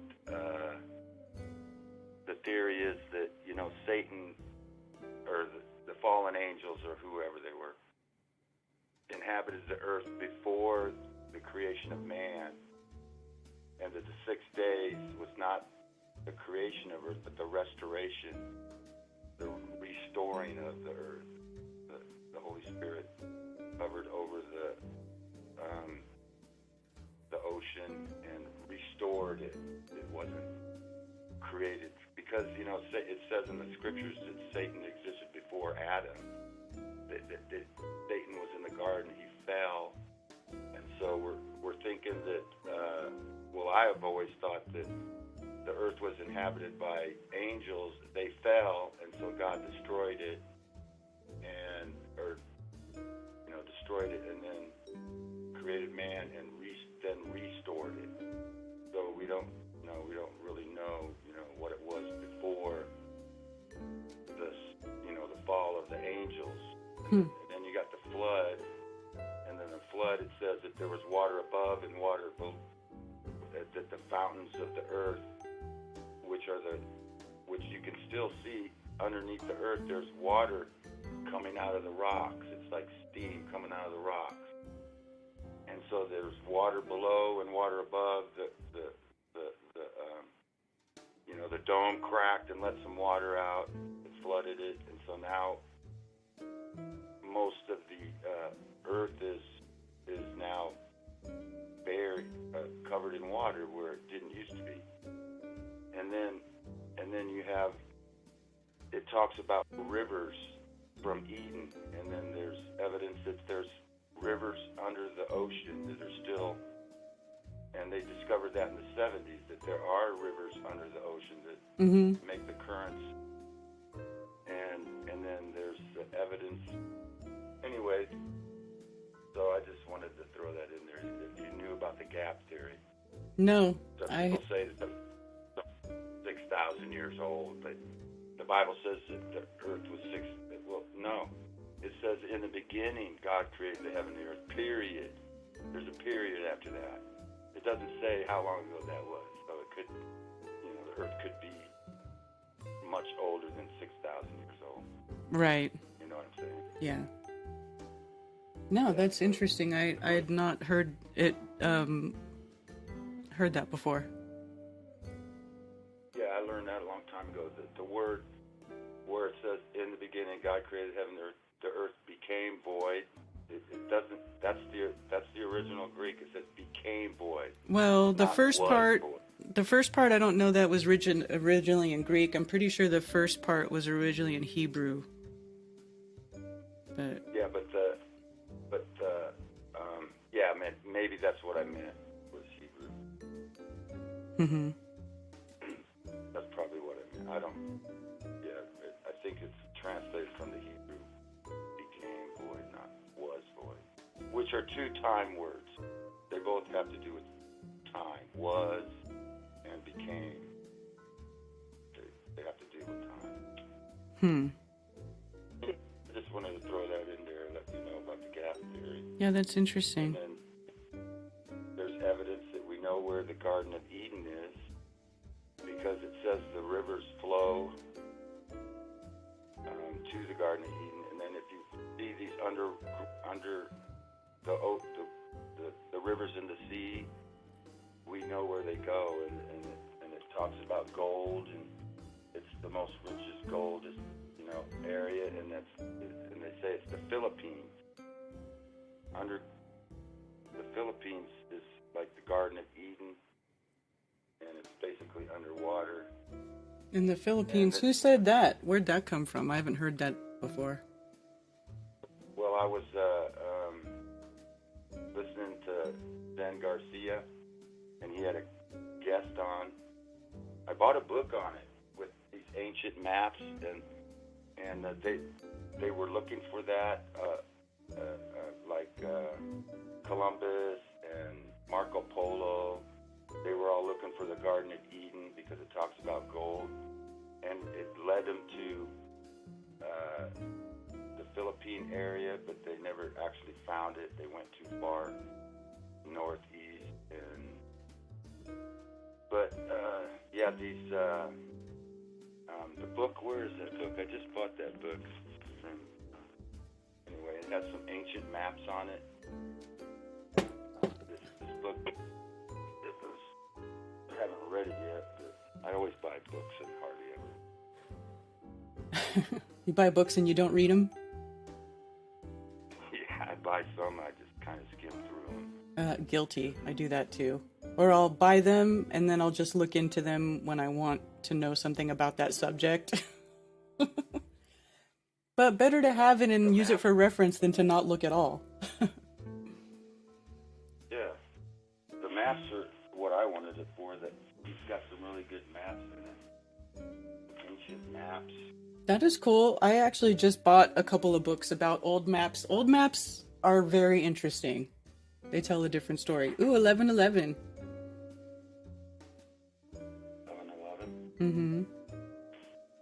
What's that? Is that what time it is? Yes. It's only 10:11 here. Yeah, I live on 40 acres in the Rockies. Oh, there you go. And Cool. I have an I have an excavator and I dig, and there's so many beautiful rocks. I got pink rocks, green rocks, blue rocks. Really? Some of them are crystal. Yeah. I sell rocks. I got a lady who wants some rocks for her fountain, big boulders. Nice. I love rocks. Yeah, you can't get enough. You can't get enough rocks. Yeah.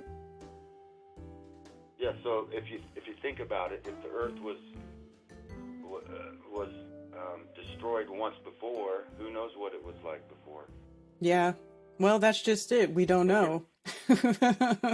We might never know. You're not saying all the pyramids are not, like the pyramids of Egypt. You're not saying those are all. Oh, no. There's obviously pyramids that were made by man, but I'm saying we are copying nature when we make these things. That's what I'm saying. Yeah. Definitely there's man-made pyramids and man-made stuff, for sure. But I also think a lot of them are just natural. Yeah, I don't know what about history, but I kind of go with what the Bible says about history. And it does talk about giants. There's evidence of giant skeletons. Yeah. They built everything. I think there is evidence of giants, yes. I don't deny that they've been found giants before. I just, where I don't agree is when people say that, oh, there were Titan-sized trees, like the mountains were trees, like miles tall, because it doesn't even make sense in how this world works. Like a tree that's a mile tall, so that's like almost 6,000 feet. And so the roots of that tree would have to go down 2,000 feet. If you go by like the proportions of a normal tree, they would go down like 2,000 feet, and then they would spread out thousands of feet in all directions. And so it just doesn't make sense, because bedrock shows up under most places before you even get that deep. There's not even soil enough deep to support trees that size. I don't know, it just doesn't make sense to me. To me, it makes more sense that these are natural formations. They're just following the same formations that other minerals follow, because they all have different lattice structures and they all make different shapes. And so these are just giant versions of those smaller minerals that make up the land features that we know of today. Pretty simple. Right. Yeah. We don't know. My family comes from western Nebraska originally, and not originally, but back in the 1800s, I don't know where. Anyway, there's this place called Chimney Rock, and it looks like a tree, but if you look at it, it just looks like a rock that looks like a flood came, and it just kind of, that happens in, like, if you flood an area, there'll be little things that stick up sometimes because it's harder land, and the rest was all sand. Mm-hmm. And then this part's like natural erosion. It looks more like a flood scenario than it. Some people think they're trees or something. But I don't know. I think most of what people see is water and weather erosion. Yeah, lots of that. But I don't think it took millions and billions of years. No. I think it was erosion, flood. Like the water succeeded, and it just, the earth was flooded, and then the water succeeding so fast it caused erosion, and then you have all kinds of anomalies that look like things. Chimney Rock they had it fenced off. You couldn't go too close to it and stuff. But yeah, I see that every time I drive through Nebraska, that Chimney Rock.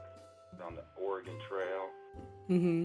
where people would look for it. Oh, follow the Oregon Trail and look for the Chimney Rock. It's called Chimney Rock because it looks like a chimney or a tree. Right. Yeah. Yeah, the Earth is. It's interesting that what we're finding out. We've been lied to for so long. But you got those great cathedrals in England that were built. people say, well, how could they do that? Well, you know, it took them hundreds of years. Sometimes it took years and years to build them suckers. Mm-hmm.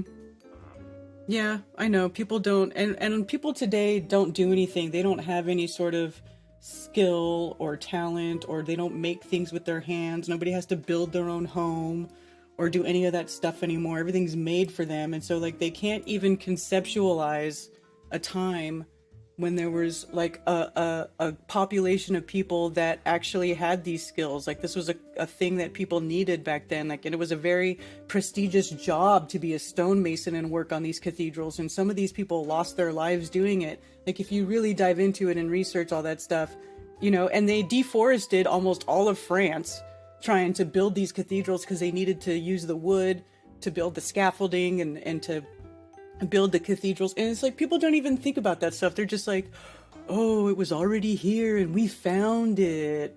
The giants built it. You know, it's really sort of sad how self-deprecating most of the human population has become. Like, they don't think humans are capable of doing shit anymore. Oh shit, man! I got these rocks and I bought these wedges where I drill a 2-inch, you know, like a 2-inch deep, like 3/4 inch hole in it, and I put these wedges in it, and I do about 6 of them, and I can crack a rock and make it flat. I can make flat rocks, and people think that, oh, how did they do that? Well, they show people on YouTube cracking rocks with, you know, and yeah, they knew how to do shit back then. Mm-hmm. People don't know how to do shit anymore. Yeah, that's why. It helped them. Yeah, see, these stonemasons, they knew how to work the rock. They knew where to hit the rock so that they would split it on that natural cleave line of the stone where it breaks easier than another direction. I keep trying to tell people about this, and they don't want to hear it. Yeah. They want to talk about the mystery giants that built everything in Tartaria, our benevolent one world empire that used to exist. So stupid. Yeah, history is messed up. Yeah. Yeah, definitely. Well, I'm trying to build me a rock wall. I'm gonna get me some really cool rocks and build me a rock wall on Main Street and sell rocks. I'm trying to sell more rocks. Everyone that lives around me, they make money selling rocks. Like, they have dump trucks and they crush rocks, and it's for roads. You need some rocks. During the spring is the biggest, hottest time to sell rocks. Right. Lay down rocks so you fill up all the potholes in your driveway. And shit, these guys got like 5 rock pits, and 10 years ago they didn't own shit. Now they're just selling rocks, and they got millions of dollars worth of excavators and dump trucks and shit. That's crazy. Yeah, I gotta start selling rocks. And my name is Rock. Pretty good. That's pretty good. There you go. All right, nice talking to you. All right, thank you for calling. Okay, eat chicken. Wait, what? What did you say? I told the other chicken shits to call in. Oh, I got another caller waiting. Thanks for calling. Hilarious. Thank you for calling Coffee Talk. You're on with Karen B. Am I really on with Karen B? Yes, you You are. recognize this voice? Yes, I do. What's up, Dave? How you doing? What's going on, Karen? I just wanted to call in real quick and just generally support your geological line of inquiry, because, I mean, to go back to about 10 years ago, we both started this journey around the same time, right? Mm-hmm. I chose a statement on my channel: I accept reality as it presents itself. And I try to stay to that. And it seems like, in generally speaking, you are too. So, we all got told a story about reality, the entirely encompassing reality. So why go along with other stories? You know, just accept reality as it presents itself. Is it that hard? You know? So I think it is. I just wanted to give you support. Thank you, David. just I want to give you appreciate that. support for thinking. There's other people out here that think the same way you do, believe me. We're all not just looking to jump on the next bandwagon of what's going on, or giants did this, or all that crap. I mean, who cares? It's just men's stories, and that's what got us in this mess to start with, right? Exactly. So why accept other stories as we're trying to wake up out of this one? It makes no sense to me. But quickly, I just wanted to share a personal anecdote that I feel like I've improved myself over the last few years, health-wise. Sweet. And most of it is to do with nature. Most of it is to do with nature. Grounding, spending time with my bare feet, my bare back, my hands touching the ground. I'm not talking about 5 minutes a day, at least 15, 20 minutes. Get out there and feel the ground. There's natural energy coming up from it. Mm-hmm. And it's natural healing. I can't explain it, but it does work. Minor aches and pains. I don't have headaches like I used to. I'm in general good shape for a 60-year-old man. I've lost almost 40 pounds in the last 3 years. Wow. And that's amazing. I'm in a lot more in tune with what humans are supposed to be around here. If you know what, is that too vague? You know what I mean? Mm-hmm. We're all too far from nature, generally speaking. Yes. So I get out in the backyard on even a rainy day like today. I could feel the energy all around me, even though I didn't see the actual sun in the sky because I got cloud cover. I still feel the natural energy. Does that sound crazy? No. But that's wonderful. Well, that's how it should be. We should all be appreciating the gifts that this creation gives us, these natural things that we all just learn to ignore. We've all been educated out of it and taught to ignore it.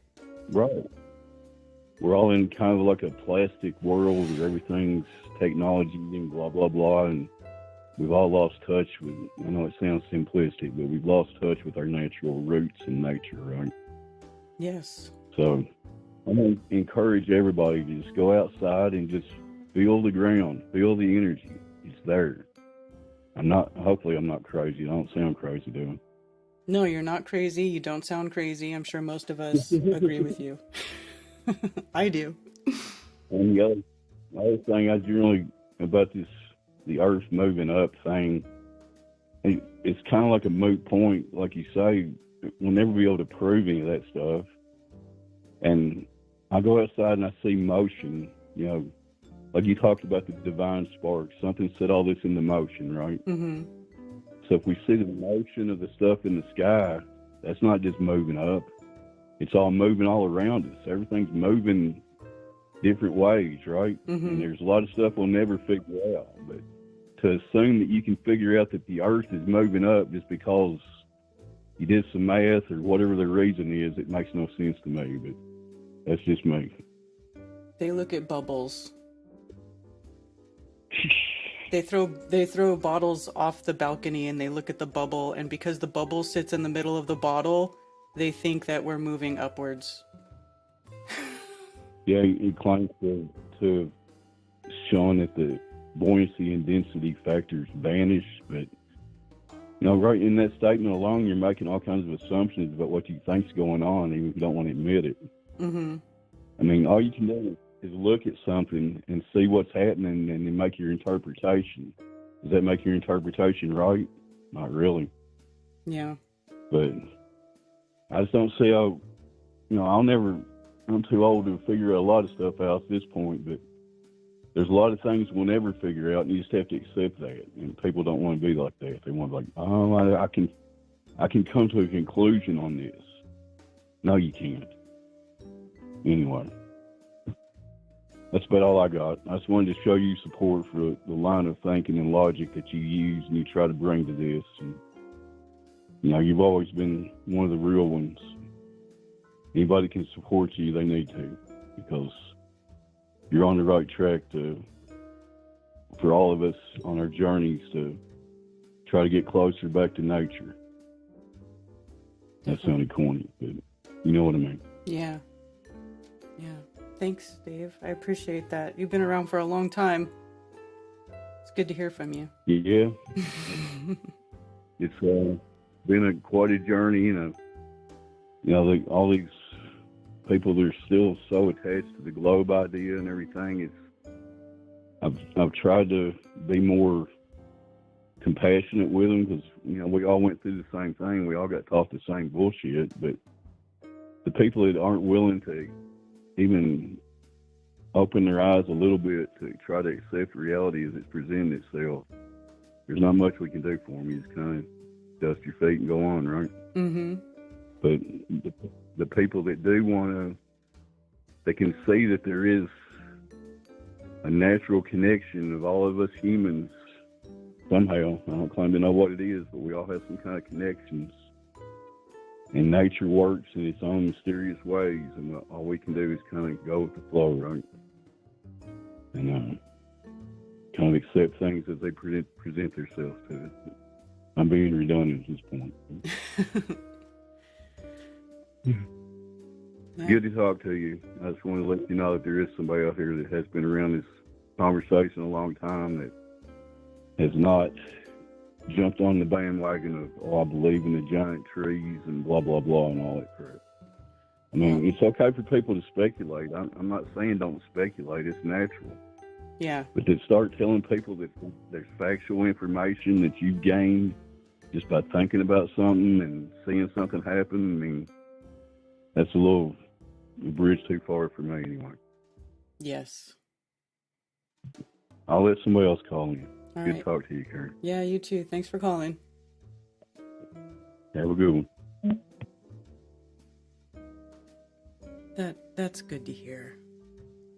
Because a lot of these people who are saying this stuff, they never even talked about flat Earth. They were never vocal flat Earth proponents. They showed up later, saw an opportunity to get popular, get attention by making fantasy stories and clickbait. And they chose the flat Earth community because flat earthers had their whole paradigms torn down, right? We had our whole world torn down. And a lot of us got to a place after that where we were willing to question everything. Our minds were split wide ass open, and we became open to other ideas or looking for other answers. And that is when these people, these grifters, came in and started to build a channel among this community with their fantasy ideas, right? And people are just going along with it. Truth is not trendy. Well, Flat Earth got trendy for a minute and they squashed the ever-living shit out of it. We were called out directly in Senate, right? Flat Earth was the one called out directly, not everything else. Then they started to suppress Flat Earth with the algorithms, and then Flat Earthers weren't able to acquire the new viewers that we had been acquiring up until that point. So Flat Earthers, or whatever they call themselves, some of them started talking about other subjects like mud flood in Tartaria, which didn't get censored and in fact got promoted on YouTube, because now you have people who were actively seeking truth, wasting their time and energy on bullshit. So YouTube was like, oh yeah, we're gonna promote that. Anybody talking about Tartaria? Yes, right to the front. Yes, you can have 50,000 subs. Yes, you can have 100,000 subs, because what they're doing is they're sidetracking people who are actively looking for truth and wasting their time and slowing everything down. And to me, it is absolutely clear, crystal clear, what's been going on with some of that stuff, and why some of these alternative channels with their fantasy stories that can't be proven, that don't even match reality, become so popular and pushed by other people. Why? Because, well, I also think it's a combination too of people don't want to get off YouTube, right? Everybody likes to watch videos on YouTube. Me and Brian and other people saw how difficult it was to steer viewership off of YouTube to these other platforms that don't censor us and don't bury us with algorithms, right? Because everybody loves to use YouTube in the chat and blah, blah, blah, which is fine. But then they became stifled and they couldn't talk about what they wanted to talk about. So they talk about stuff that they are allowed to talk about. Then they get this false positive reinforcement from viewers who watch it, and then they start going along with it because, oh, we were looking for truth. We were trying to expose a new world order, but Tartaria, but mud flood, but giant trees, because you can talk about that stuff on YouTube, and YouTube has no problem promoting these channels or these videos that say that stuff, right? So that is like, now hindsight being 2020 and looking back at how that whole thing worked with them burying us with the algorithms and stuff, that's how it worked. They buried flat earth channels, the channels that got away from flat earth and started talking about other stuff made it through the algorithms and got promoted and suggested to viewers, right? People accept it because this person also says, hey, yeah, earth is flat. So, that must be a trustworthy guy, right? Oh yeah, sure. And so now you have this whole sort of group of this like little sub whatever is going on where these people completely ignore flat earth. Not all of them, some of them, or they never even talked about flat earth to begin with. It was always about their fantastical false history. Look at this cool story I made up that looks true on the surface, but if you really dig deep, you could never absolutely prove it. It's just a fantastical distraction, a pile of bullshit, right? Because that wasn't being censored on YouTube. That's how you get past the algorithms, That's why my channel has been stagnant forever, because I didn't go to those other subjects. I didn't want to change my focus because the algorithms were burying my channel, or because YouTube took 100+ videos off my channel, or because YouTube wants to delete all my shit and give me strikes. That doesn't mean that I'm going to stop talking about it, or that I'm going to start talking about this other stupid bullshit that is okay with YouTube. Fuck that. Fuck that. Like, I see what's happening here, and I see what's going on, at least from my point of view. So I'm staying focused. I stayed focused. I didn't go to all that bullshit. I didn't start pushing all that bullshit on my viewers. And as a result, here I am. The same channel. I've had the same amount of subs for years now. I don't get promoted in the algorithms by YouTube. Nobody wants to invite me over to talk on their show because I don't have some cool fantasy story that really jaw-dropping, right? Because most of the truth, most of reality is really not jaw-dropping. It's not super exciting. It's not going to give you a dopamine hit. It just is, It may not be very exciting, but it will give you the knowledge and the tools that you need to live without fear, to not fall for anybody's bullshit, to know what really matters in your own life, your own personal life, and what decisions you need to make in your life for you, for your children, so that you can live the best life you can live that is not being impeded upon by all these outside evil influences that are being forced upon us all the time. Like, that to me is more important than talking about some fucking stupid trendy bullshit that YouTube wants to push on everybody, and maybe it makes, whatever, I don't care, I just, my first and foremost, priority is reality, truth, living free, acquiring the knowledge that allows me to live free, acquiring the knowledge that allows me to not be suckered by some person and their bullshit, or some corporation and their bullshit, or some government and their bullshit. And most of that stuff, like I said, is not exciting. It isn't fun. It isn't like, oh, look at this, it just is, but I don't feel the need for everything in life to be like that. I don't feel the need to always be like having my mind blown, or to always, you know, be like, oh, I can't believe it. Did you see this? How cool? Like that, you know, you start doing that enough and then nothing becomes special anymore. Nothing becomes important. Nothing becomes mind blowing. You know, it's just stupid shit. Stupid, time wasting, distractions, bullshit. Have you looked at the petrified trees in the Black Hills of Dakota? It's pretty amazing, and some of them are friggin' huge. In Black Hills of Dakota? No, but I would like to see. Tartaria was a real empire for sure, provable, but everyone makes up all kinds of assumptions about it, mostly to try to discredit it, and my powers in charge buried it. Well, I don't know that it was buried. I don't think so. I mean, if they really wanted to bury Tartaria, then why is it still on all the maps? There's still Tartar City in China. I don't know. I don't think it's what the Tartarian people are saying it is. Maybe history did lie about Tartaria, the empire, and what really happened there. I know that it never became an official country. It never had any borders. It didn't even really have an official king or queen, which is what nations had back then. They had kings and queens or whatever.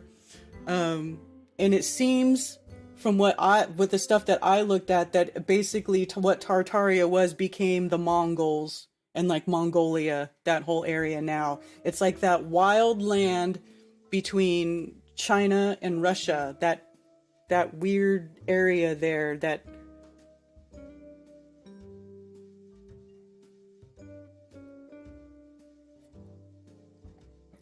isn't the actual Tartaria modern day Russia. Yeah, it's Mongol. Tartaria was most of the northern hemisphere. See, I don't believe that.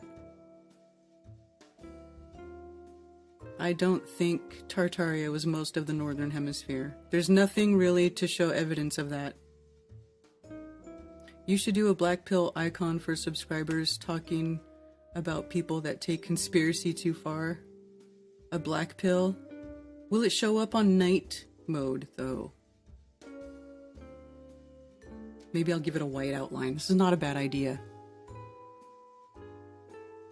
The pockets of survival in the pants of doom. But I don't... Who tried to remove the evidence of their existence? Like, where... Who... I don't see that. They just didn't... They were never an established nation. So if you're never an established nation, it's easier for it to be kind of lost in time. Right?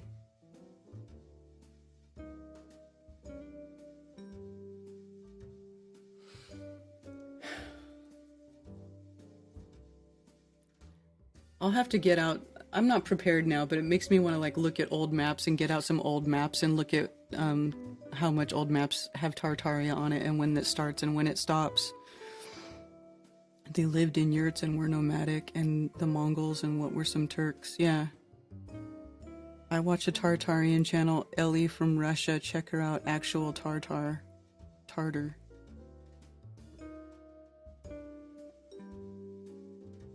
Is anyone preparing for the Phoenix event? During the Phoenix event, I will be kicking myself for not listening to that sex offender and his Peter fellow neighbor. I'll figure it out. I could put a white outline around it or something. We'll see. I'll play with it. Garden of Eden revealed: The Book of Maps by Timothy Schwab and Anna Zamaranos. Okay. Interesting.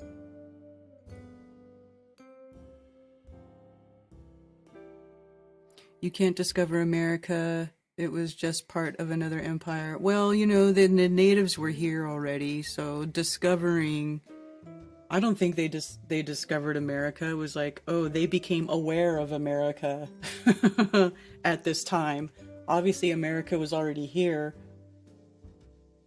or what we call America. It's so weird to think about it. Like, there's a time before there was America and Europe. Like that. Where did those names even come from? The Tartars had a huge army and made lots of people pay tribute, but did not rule over the lands they took. They built their main stronghold somewhere in Siberia, according to their history.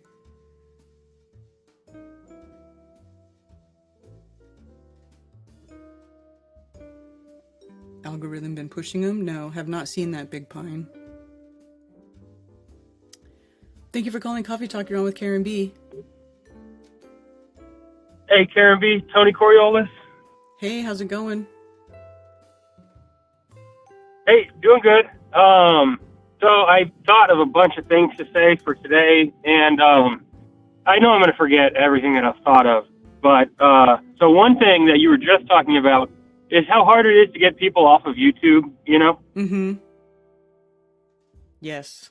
Yeah, so I really only got into, like, going on Rockfin because, I mean, I listened to all you guys, all, like, the flat people, all that stuff on Rockfin, so that was kind of perfect for that. But then also Tinfoil Hat was always, like, my favorite podcast, and they're on Rockfin, too. Mm-hmm. So, like, it worked for me for a while, and then now that I'm back into the YouTube, it's the live chats that really, Rockfin is nothing like the YouTube live chat. I think that's the reason why I'm kicking it on YouTube a lot. And, you know, there's no channel, or I don't know if any of the other platforms have, like, a live chat that's like YouTube. The YouTube one is, like, the perfect thing for all these streams. Mm-hmm. Yeah, I mean... But also I was wondering... Yeah. Yeah, go ahead. Go on. Oh, I was just going to say, so the whole thing for how I am using YouTube more because of the live chats, like, I still go back on Rockfin and, like, I'll watch sometimes some streams, like, you know, after they're posted on Rockfin. So then, like, say I don't go to the Karen B Rockfin for a month. Does that mean, like, you don't get credit as me as a viewer? Do you know anything on, like, the analytics of Rockfin? Yeah, you have to watch videos, and only the premium videos make revenue from Rockfin. So if you make it like a free video on Rockfin, it doesn't earn anything unless somebody decides to tip it. And so that's why all my stuff on Rockfin is under premium, because I figured only people watching on Rockfin are people who pay for Rockfin, right? Like, yeah, totally. Unless they want to see something uncensored, or the live stream starts on YouTube and we end it and we go to Rockfin or whatever. For the most part, people watching Rockfin are people who are already subscribed to Rockfin. So I just left it like that. It defaults to premium, so I just leave it that way. Otherwise, you don't get any Rockfin revenue. Whatever. Yeah, Not that's that it's what a you lot. should do. Yeah, it totally makes sense. Okay, yeah, I was wondering about that. And then touching on something else that was mentioned, the guy who said that he was 60, so he's probably a wood dragon too. He said about grounding and how that, you know, is giving him health benefits and stuff. Mm-hmm. Yeah, so, okay, what do you think about, like, two different things? What do you think about when you have your feet in the pool? Do you think that's grounding, or is it not? No. Okay. I would say I just figure, isn't there some sort of, like, an electrical discharge or something? Yeah, feet in the water? Well, No? but water's dielectric, which means it kind of repels stuff like that. It doesn't really hold a field, it repels it. As a basic, if I remember that correctly. So if you want to ground, you got to be touching like the actual soil, the earth, grass. Okay, so then that leads into the second one that I was thinking of. So I'm currently off work, and I'm up here in my out-of-town spot that I go. And out in front, it's not like we really just have, like, dirt. It is, like, little gravel bits, you know? So if I walk barefoot on that, I mean, it doesn't hurt too bad or anything, but... So is it grounding still if I'm on top of the rocks, or do I have to clear the rocks to get to the dirt to be, like, grounding, do you think? Probably. I would probably just prefer to stand on dirt than rocks.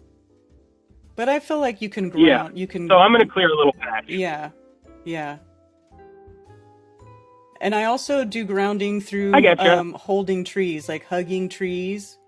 That's another way to ground. I think that works too, because like if it's winter time, like right now it's warm, so everybody can take their socks and shoes off and walk on the ground and get it that way, which is absolutely the best way. But in the winter, I will actually put both my hands on trees to ground, right? Because the tree is connected to the earth, and so That works too. Okay. My bad. I'm driving. Some dude's driving like an idiot right now. So, okay, I'm good. But, yeah, I'm getting a breakfast burrito right now. And then a couple other things I was thinking about. The whole rock thing that you were talking about on how, you know, people make a bunch of assumptions and they act like, you know, they know everything about rocks. I took a college class and it was physical geography. And the teacher said, he goes, you guys can bring in any rocks. I'll identify them, blah, blah, blah. So the 2 rocks that I brought them are from the place I come out of here, like the place I come up to, up like near Payson, Arizona. And the guy didn't have any idea what the 2 rocks were. So, yeah, they just don't know a lot. And they made a lot of assumptions with like everything. Yeah. Yeah.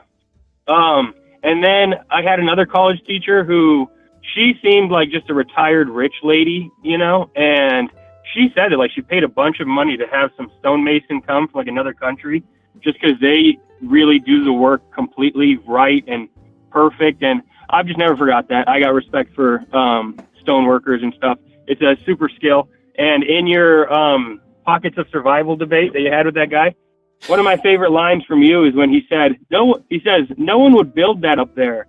And he was talking about, I've rewatched it even since my Italy trip. I really love that debate, so I'll rewatch that one sometimes. And he like was talking about like a castle up on a mountain, and he said no one would build that up there. I went to Italy. There were definitely castles on mountains, idiot, you know? Right. But then you said just in response, you're like, yeah, maybe you wouldn't build it, jackass, or whatever. I don't think you said jackass, but it was just perfect. Said, yeah, maybe you wouldn't.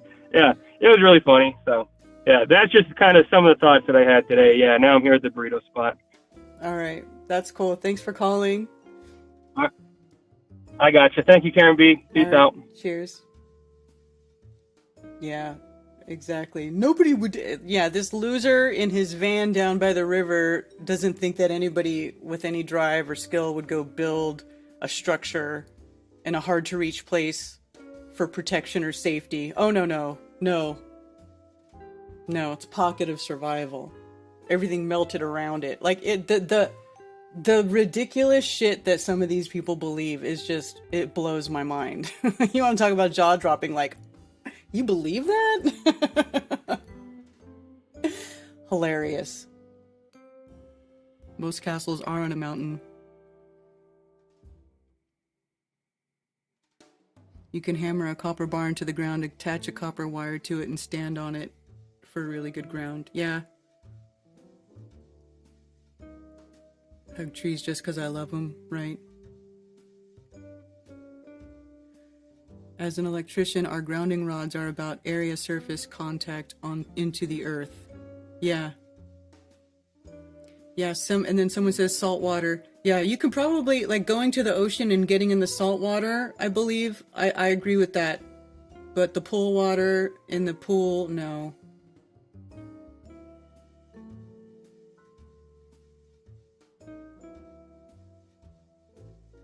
Melted mind. Yeah. Yeah. Yeah, I feel like I'm starting to see less of that stuff, although it could just be that I've been quietly unfriending people on Facebook who share bullshit like that.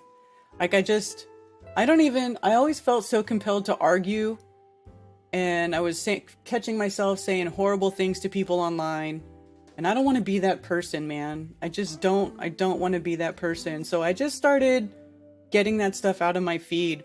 You know, it's like, why even keep it there to just, and I feel like Facebook wants to show me that stuff. It's like it wants to show you the stuff that pisses you off, probably because I react to it and I engage with it, and it's like, oh, Karen likes to engage with melt heads, so it'll just show me more. So I've done really well. I have stopped commenting on that stuff. I've been quietly unfriending people who share stuff like that, so I don't see it in my feed and I don't feel compelled to just start railing away at people online, because it's just not a good way to spend your energy. It's them wasting my time, which is like what I've been talking about this whole time. Right? Is that these things are just meant to waste your time. And my time too, even though I'm not going for it, I'm against it, but it's wasting my time too when I sit here and I try to engage people that believe this stuff and I try to argue with this. So I just stopped. You know, it's like, if you guys want to believe all that stuff, fine. Go ahead. Leave me out of it. Just leave me out of it. I'm over here thinking about things in a completely different way. It's okay for us to not agree. It's okay for us to be on completely different paths. That is what it's all about. You guys go that way. I'll go this way. It's totally cool. Melt heads, I'm trademarking that. Hi, Mark.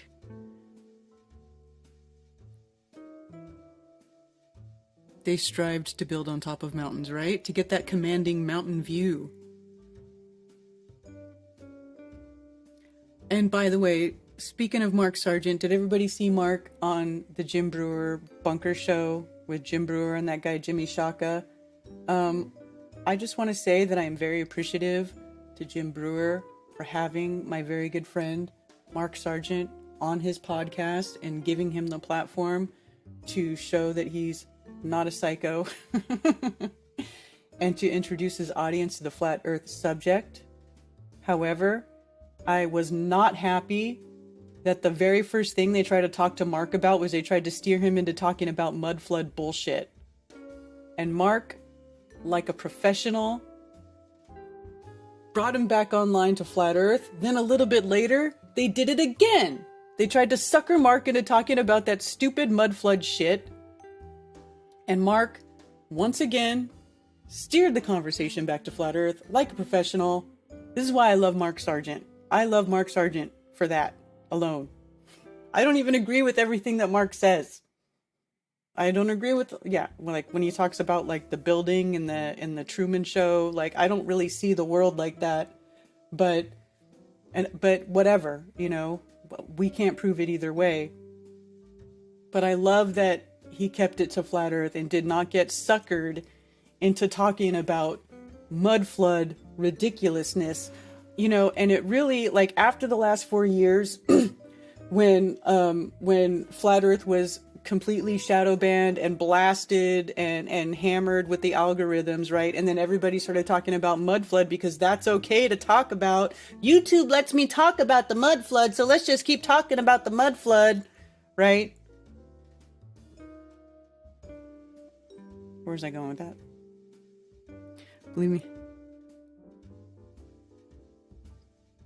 Believe me, being that person is better than being a human doormat. Reinventing myself has been a hard process. Yeah.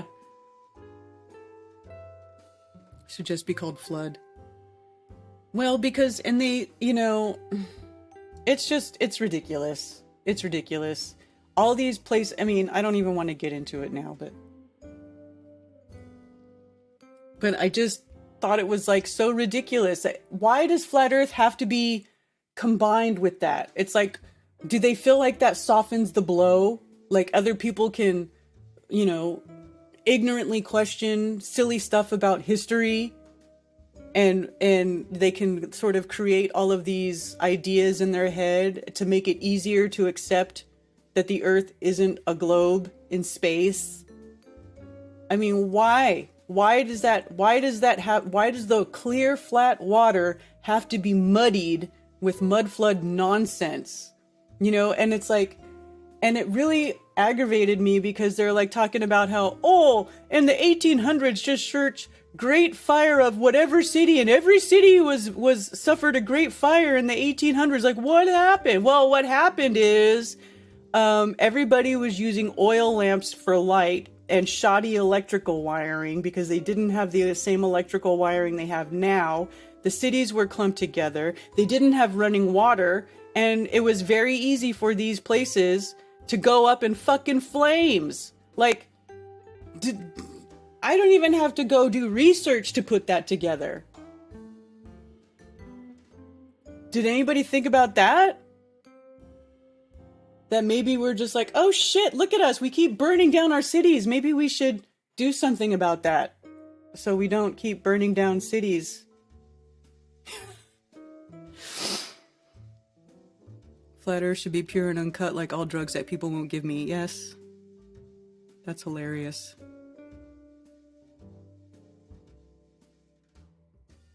And then that Jimmy Shaka guy had that Q screensaver behind him.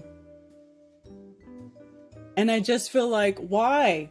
You know, it's great that they want to put Mark on there, but then they want to, like, you know, muddy it up with this stuff. They want to, you know, create, it's like, why does that stuff have to be blended in with flat earth? Why? Why does the guy have to have QAnon on the background? Like, Q? When's the last time anybody fucking thought Q was legit? I don't even think there's any, like, streamers who think Q is legit even still streaming. Is there still people saying, like, decoding Q drops and shit? What is that? No fire departments, lots of wood buildings, oil lamps and candles. Exactly. I wish I could get flash stoned. That's hilarious.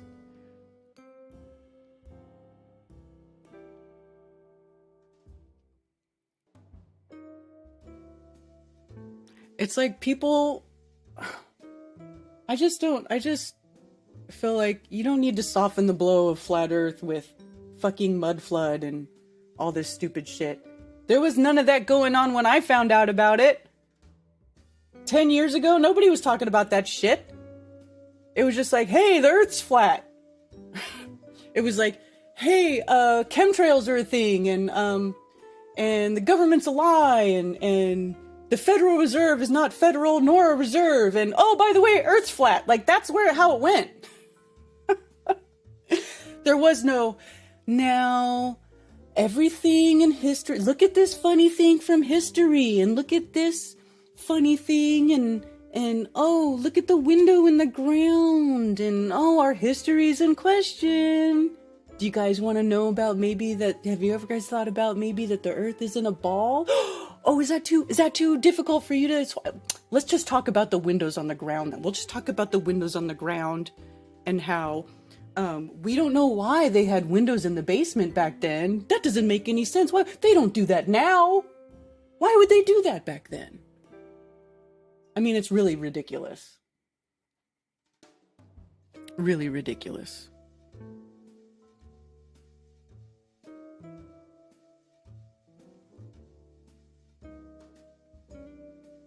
Just my first thought on the queue in the background. Yeah.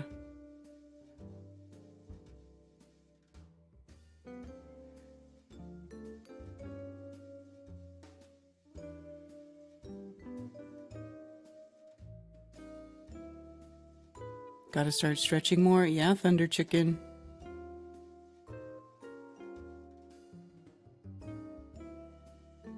First couple weeks of Mark Clues, right?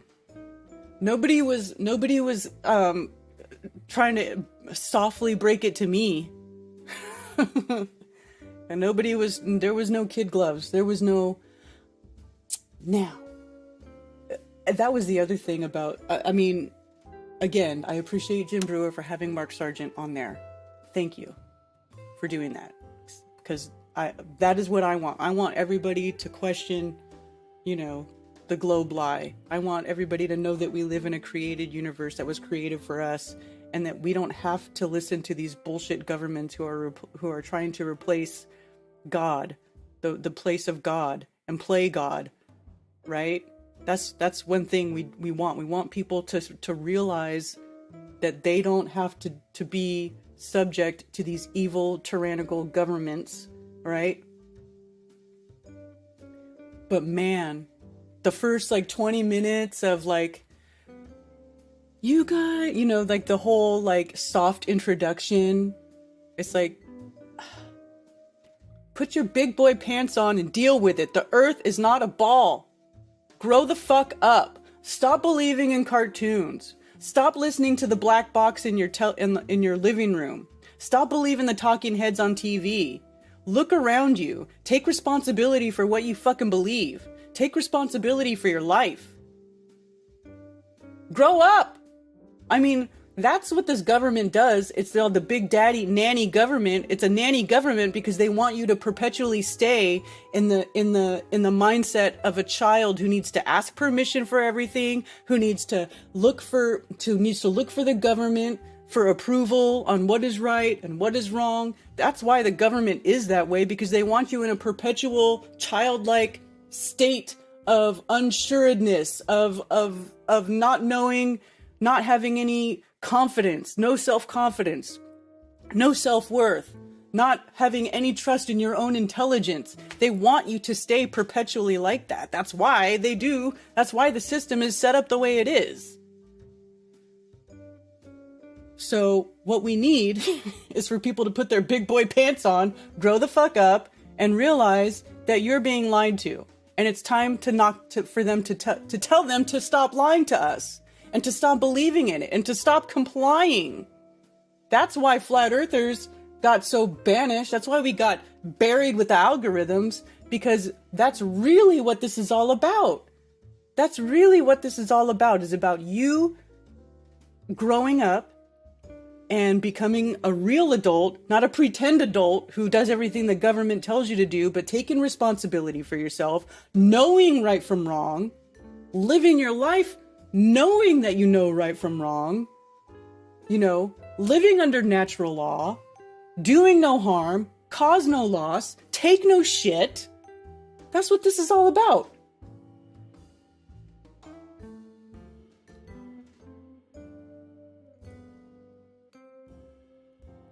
Brick it up if they widen streets and cities and the road gets too close.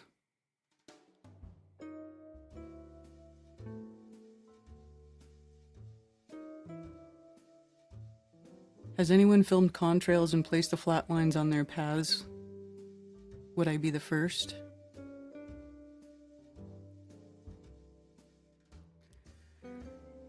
Just a speck of dust in the galaxy, right?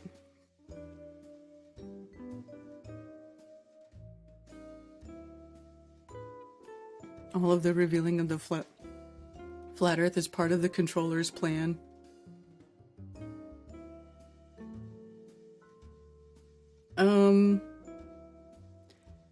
Yeah. Well, I mean, I will say that I do think that a lot has been done on the side of the deceivers to control the output of Flat Earth. Maybe it was allowed to go public. Maybe it was an accident. I don't really know. I don't really know. But it is true that we don't live on a globe. And it is a paradigm. It does break down everything. So it would make sense that they would try to get ahead of it and try to control it and steer the narrative. Because what else can they do? You cannot hide the truth, right? That famous saying is so true. 3 things will not long be hidden: the sun, the moon, and the truth. I mean, it's true. Eventually, all lies come to the surface. Eventually. All of them. Some take longer than others. Some are buried deeper than others, but eventually all lies come to the surface. And the Earth, well, they can't really hide it now, can they? They can't stop people from going outside their houses. They can't stop people from making long distance viewing views that bust the globe. They just can't stop it. And they can't stop us from talking to each other about it, but they can try to slow it down, and they can try to control it, and they can try to,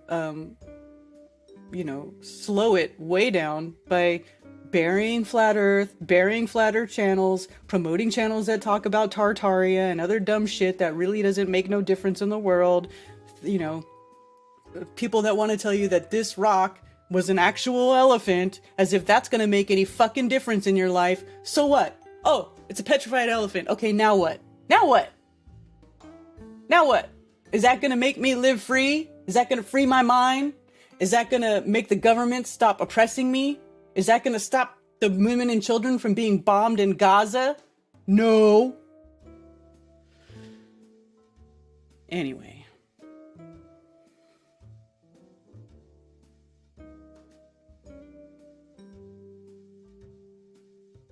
Death trails. A day without a current rant is like a day without sunshine. It's funny.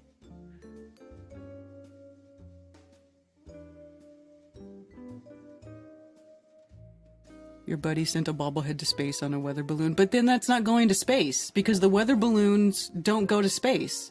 They just go to high altitude. They don't even, 100,000, 120,000 miles? So that's like, or 120,000 miles, 120,000 feet? So what's 120,000 feet?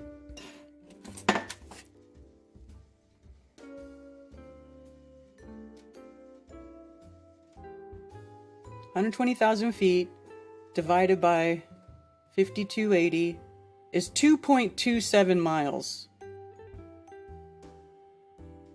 Is that right? 120,000 feet divided by 52. Oh, it's 22. Sorry, I missed a zero. I was like, that doesn't seem right. 22.72 miles. Okay? Space is supposed to start at 65. So even if they send something on a weather balloon, that's not space. That's just high altitude. That's just really high up. Space doesn't start until the Kármán line, allegedly. So even if they send something on a weather balloon and it goes way high up, they're not going to space.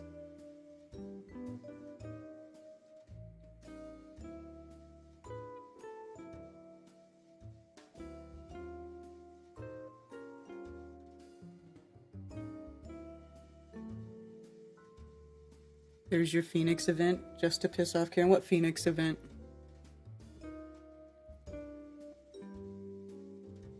Sager Incorporated on YouTube? Yeah. But people will say he went to space, right? The whole Middle Eastern conflict is just a psyop to control the minds of the masses. Well, I don't know about that. I don't think it's all just a psyop to control the minds of the masses. I think it's a psyop to get control of the world by evil people. I mean, look at what these evil MFers are doing. They're slaughtering women and children. I mean, they're literally blowing up little kids. Who the fuck does that? And then calls themselves the most moral army on the planet.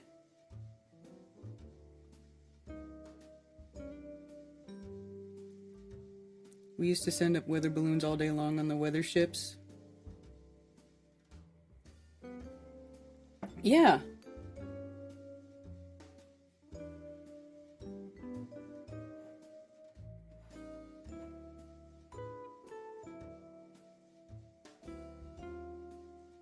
Thank you for calling Coffee Talk. You're on with Karen B. Hi, how you doing, Karen? Good, how are you? This is Genesis. Good. This is Genesis Elijah calling. Another week. This is probably my third week in a row or fourth week, but a couple of things I wanted to discuss with you. First thing, what was interesting that you said was that you don't agree with the, Mark Sargent's idea of the Truman Show. I wondered, why is that? Why? I just don't like the analogy because it makes it sound man-made. Actually, Jim Brewer took it the wrong way too. If you watch the interview, he's like, "You don't mean like a actual sound stage, like we built it like man-made." And Mark says, "No, we're not that good." But that description gives the people the impression of it being man-made, which is why I don't like it. But that's just a technicality. The concept of it being a created place or a place made for us is where we both agree.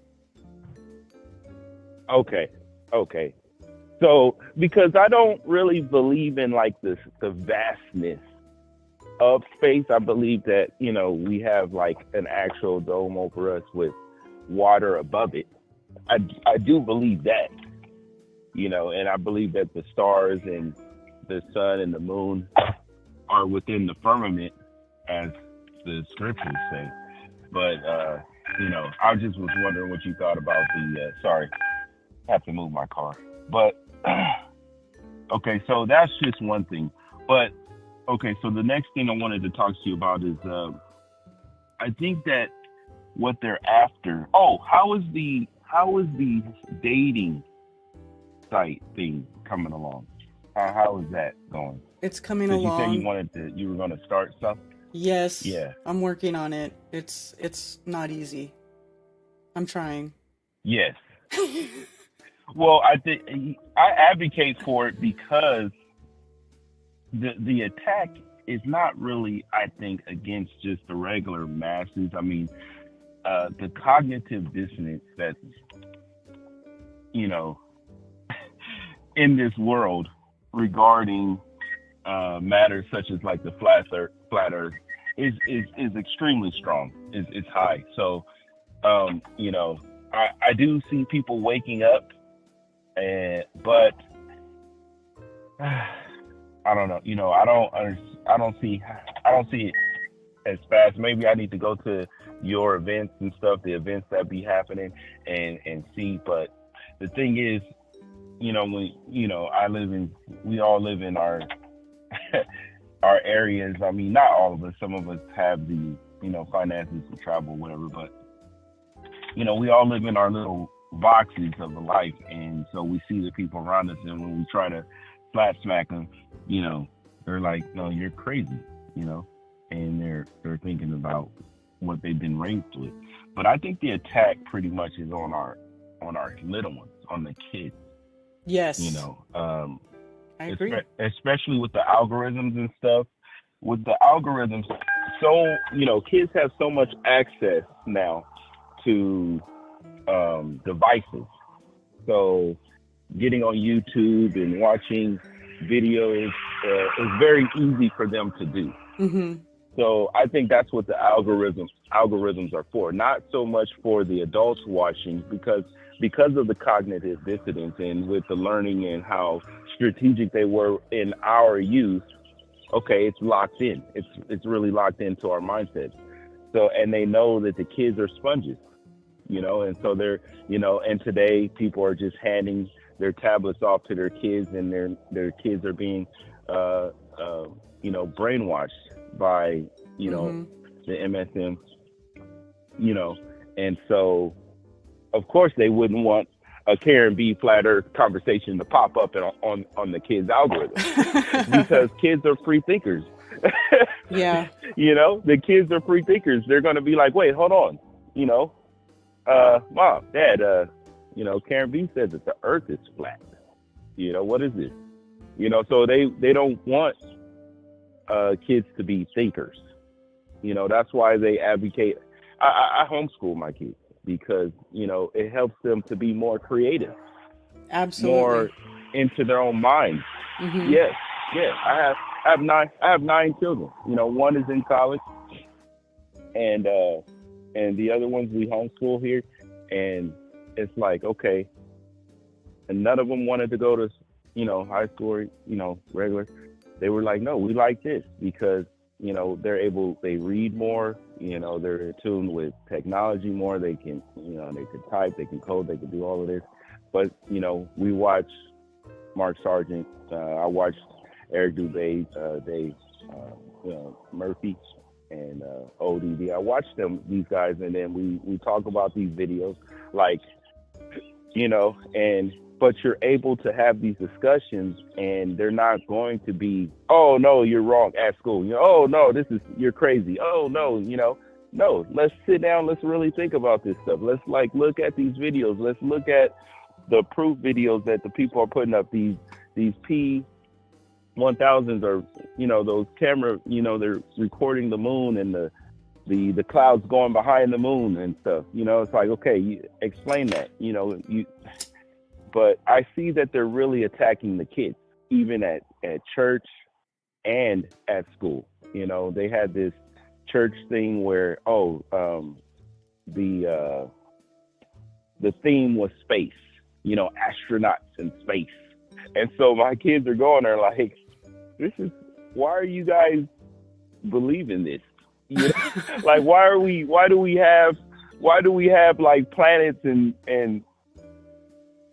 these round balls in the earth and stuff here, and astronauts that, the counselors dressing up as like, part of NASA. I'm like, wait, at church? Come on. And my kids, because I've put the flat earth on their minds from day one, they're like going there like, hey, we don't believe this stuff. Why are you guys advocating for this? At church, for the most part. It really disappointed them, because it's like, don't we read the same Bible? Doesn't give any proof that this earth is the way, it's been taught in school. So why are we having this as a theme at church? So I've noticed that, I think the strongest attack is against our young ones. I mean, with everything that, and it doesn't just start with the flat Earth. I think it's with everything. You know, with all the stuff that's going on right now and how they're, you know, adding a lot of nonsense to schools and stuff like that. I don't want to say it on YouTube, but you kind of know what I'm talking about, right? So it's just like I think that flat Earth being a part of it, they just don't want the youth coming up to question the agenda. You see what I'm saying? Yeah. And the adults are afraid. It seems like the adults are afraid to do anything different.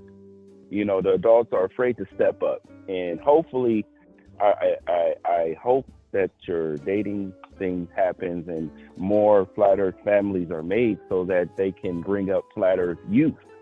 Yes. You know, that's the key. I agree. We need more flat Earth families. Yep. You know, families. That's what will make a strong base for this. You know, they attack the individual and the individual loses. But if families start believing this stuff, right, then I think that's where a change can be made. Right. And if you think about it, like they started attacking the family decades ago first, right? By putting the women in the workplace and making it seem like, oh, women have rights too. You could be independent and go get a job. And you know, instead of keeping it how it was traditionally for so long, where the mom stayed at home and raised the children and the man provided for the family, those traditional type of values were attacked way before. And now we've got like the highest divorce rates, birth rates are down, you know, you've got all these children being raised by the state instead of by their parents. And like, you know, you can just see what they did and how effective it was at really breaking down that foundation for society. Oh yes. And it's subliminal. It's in all the movies, but it's also, some guy put up a picture on the Instagram. It's interesting that you said that, Karen. Some guy put up a picture on the Instagram. He took a picture of a picture at a poster at J.C. Penney. Okay. And the poster had, and I'm not racist or any way. I hope this doesn't hurt the channel or whatever, but on the picture there was two families. And they were separated, one above and one below, two different sets of families. And in the bottom set of family was a family of four, you know, mother, father, and two children. And I think it was like, you know, of the, you know, lighter skin, I'll say. And then of the dark skin was a family above. It was only a family of three. It was a mother and two kids. So they had the father absent. Exactly. So the guy says in the video, he says, do you see something wrong with this picture? You know, you understand? So do you see something wrong with this picture? And I was talking to my wife about it. And I said, this is crazy because this is how it is. And, you know, we don't make our decisions like from the scriptures, like those of us who call ourselves spiritual, we make our decisions based upon what we see from MSN, you know, movies, you know, movies show us how to deal with certain situations in life. So we make our choices based upon these things. So our mind has been pretty much programmed by media, by movies, by to make decisions based upon what our favorite actor would have made in this particular movie, you know, and it's not right, you know, it doesn't make it right. But, you know, I don't know, maybe I'm speaking in circles, but I'm just trying to say that we've been programmed from our youth, and now they're coming after. I see it now that I stepped out of the matrix and said, okay, all right, something's wrong here. We're being lied to. Now I see how they're coming after my kids. You see, and you can see the change in demeanor, the change in mindset. And so my wife and I, we're having to constantly fight the influence of, you know, the world, of the elite. You know what I mean? And Yeah. and I think that's what the big issue is they're coming after them, because like I said, the older people, I'm sorry, but a lot of it, you know, we're stuck in our ways. A lot of us, the cognitive dissonance is there, and so we can't get out of it. So it's our children who are the ones who are still open-minded to saying, okay, you know, and I'm not saying this is for all adults. I'm not saying that, but the majority are. And then so the kids are the ones that they're coming after, because those are the ones that they are the future. And so, yes, any help that you need in setting that up, I would be willing to help. My family, we're in marketing and all of this stuff.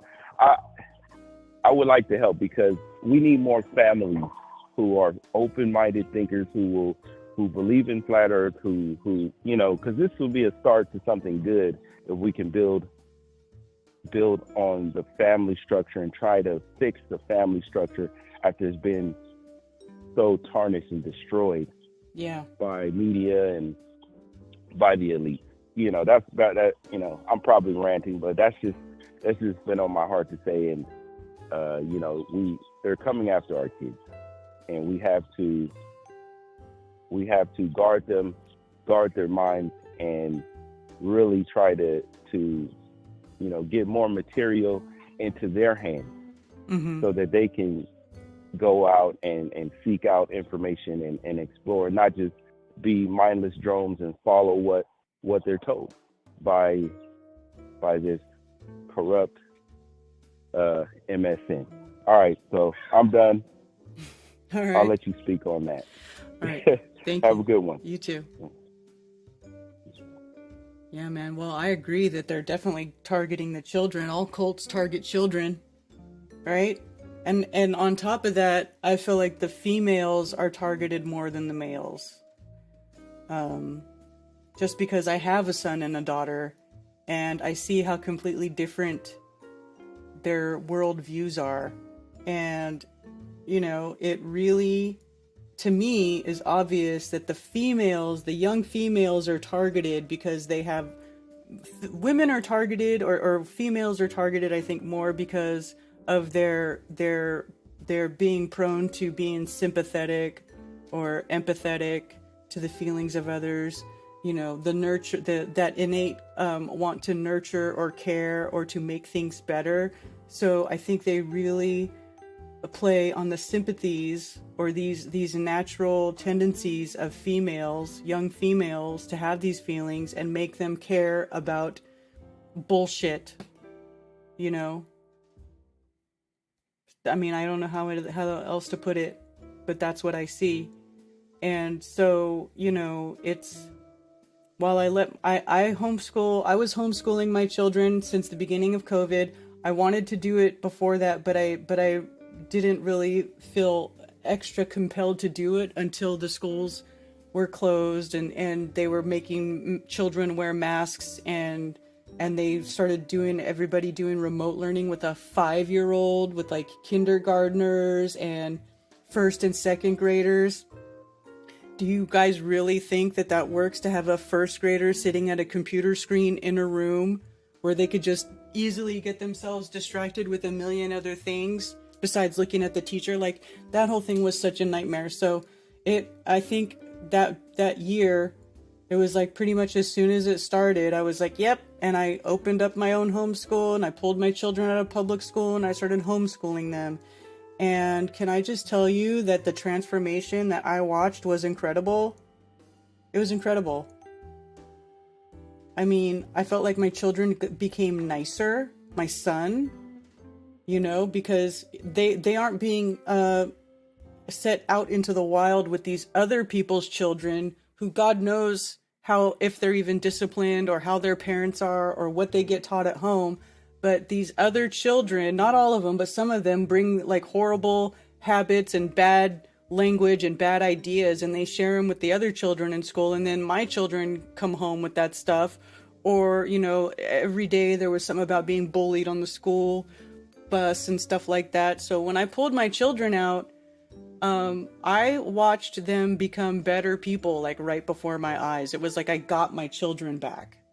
You know, once I pulled them out of that state school and I had my young children home with me again and started to homeschool them, it was like I watched them revert back to good people again. Like they weren't coming home with all these bad ideas and these, you know, foul things, like whatever they were learning from other children at school. So it was like, to me, when I watched that, I was like amazed. And how intelligent they were, and how my daughter became way more creative. My son started to, you know, research things on his own. Like he has a natural interest in history and historical events and countries and geopolitics. Why? That must be a man thing.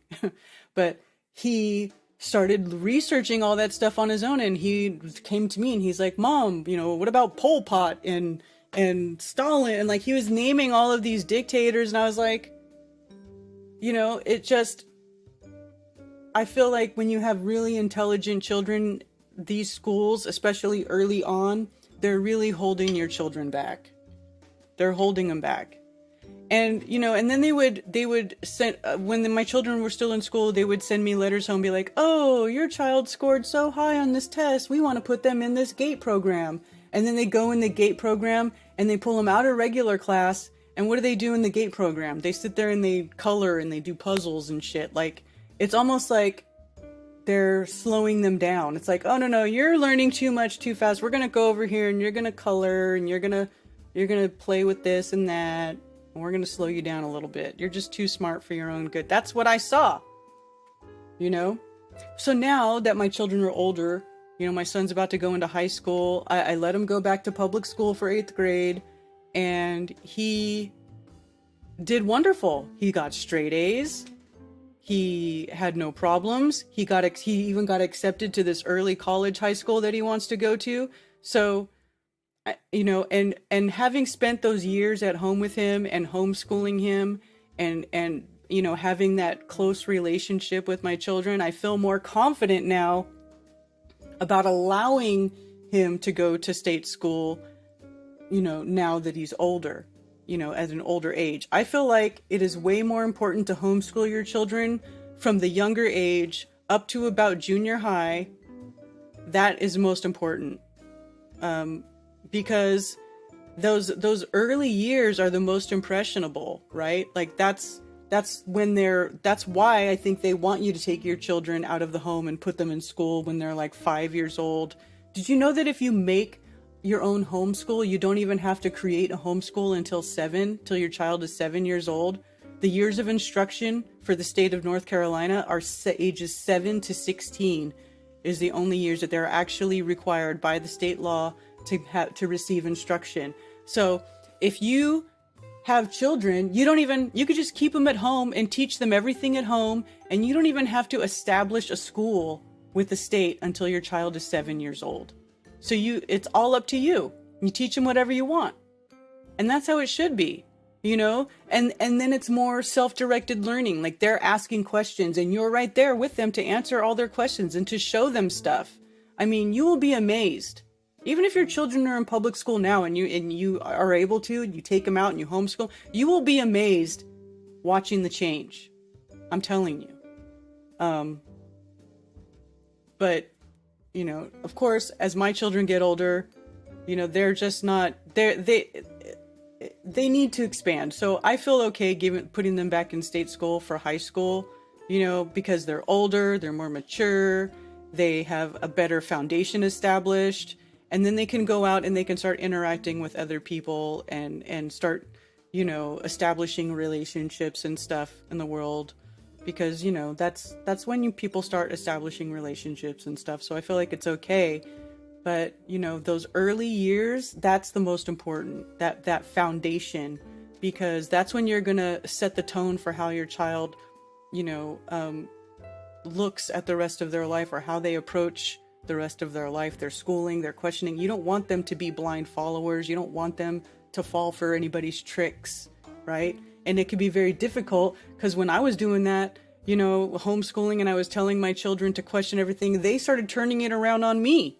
You know, they were like, well, you said to question this and you said to do that and blah, blah, blah, right? And there were times when I was like, damn it. But you know what? That's how I knew what I was working. It's how I knew I was doing a good job, because they were then using those skills.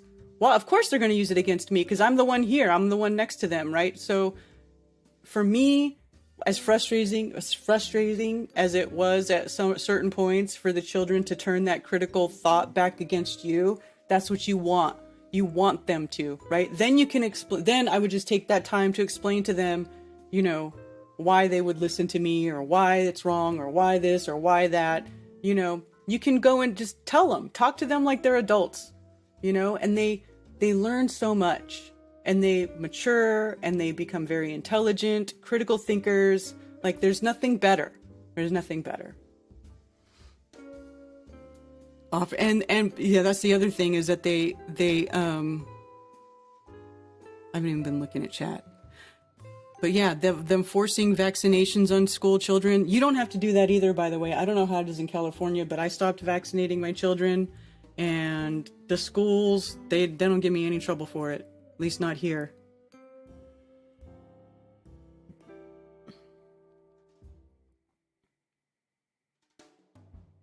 Psychological studies showed that little girls are more likely to conform than boys, as are women.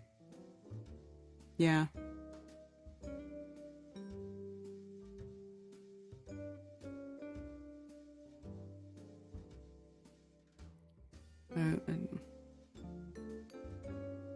The kids are going to war with no tools. We need to weaponize the kids. Yeah.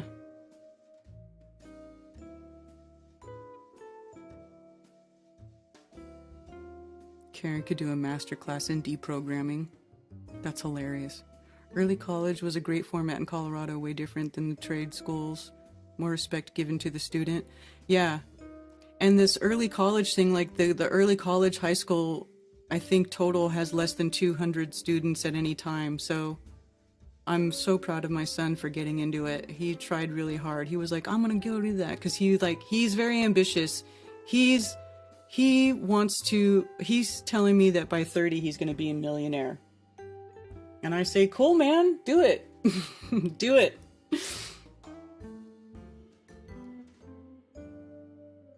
Trade schools are good. I don't see anything wrong with trade schools. Why not teach children a trade? I mean, if you think about it historically, that's what used to happen, right? Like the blacksmith children learned blacksmithing, and then they grew up and they became the blacksmith, right? Like these family businesses, these family traditions or whatever over time. Like, what's wrong with that? There's nothing wrong with that.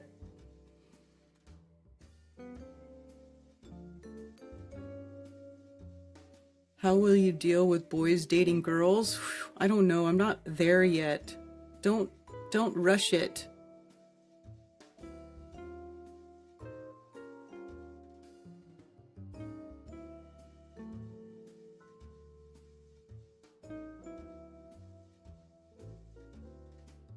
Traditional, yeah.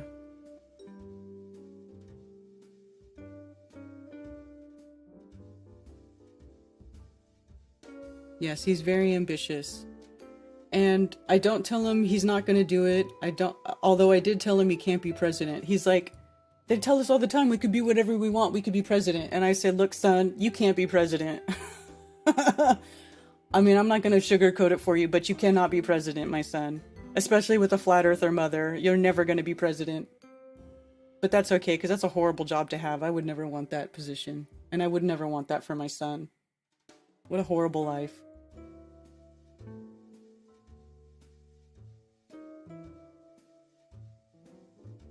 I would like to do a thing about homeschooling though. After having done it, having had kids in regular school and then in changing to homeschooling and just the differences and how to do it, how to deal with it, how to go about it. Because, you know, these schools, they lose money when you pull your children out. So when you go to the school with the sheet of paper that says, yeah, I'm starting a homeschool now, they're like, And if they know you're a flat earther, boy, they really freak out. I wish I could have been a fly on the wall that one day when I went and pulled my children out of school and I brought back their laptops, their crappy little laptops for their remote learning, telling them I was gonna homeschool the children. Oh, they went in the back and they were having some kind of conversation, and I'm just sitting there like this, and then they finally come back. They're like, okay. I'm like, yeah, you're damn right. Okay, these are my freaking children, mine, not yours, mine. Give me my children. But they didn't want to, you know. But you got to put your big mama bear pants on and fight.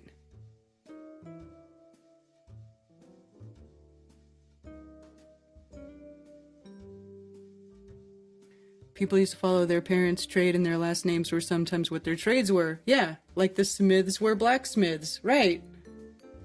You know, all these trades where people had to produce things for society to use in everyday life, for societal everyday goings on to carry on, you know? Yeah, that's right, mine. That woman, she did not want to let me have she did not want me to pull my children out of that school.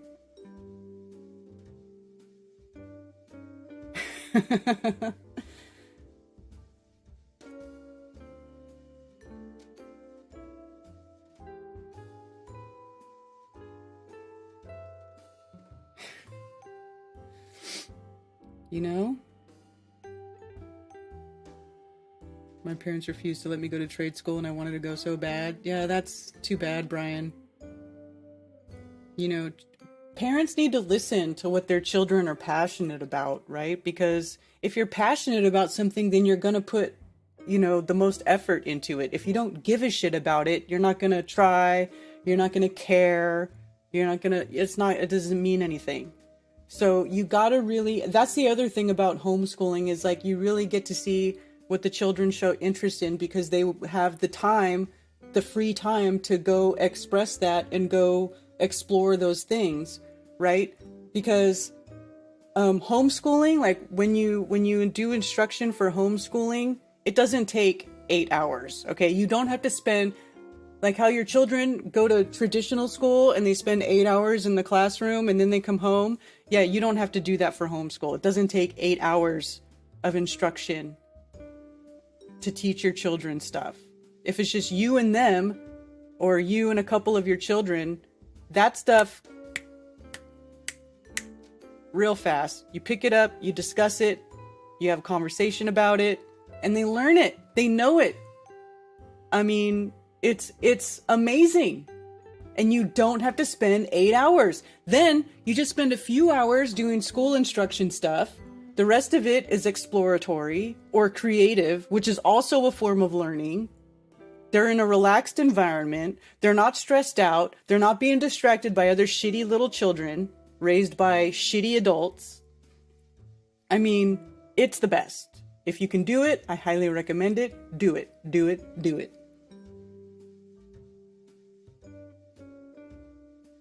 Watched my closest friends get apprenticeships in various electronics jobs while I went to work at fucking McDonald's.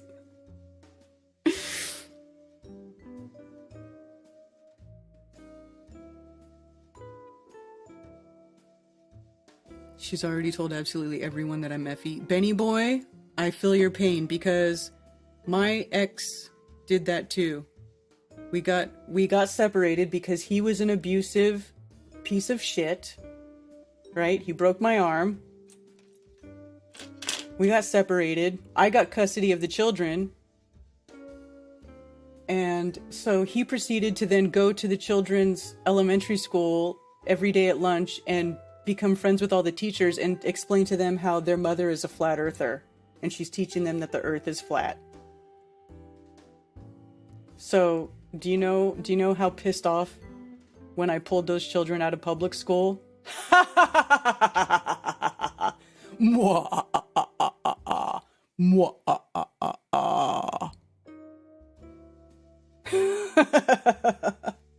It was great.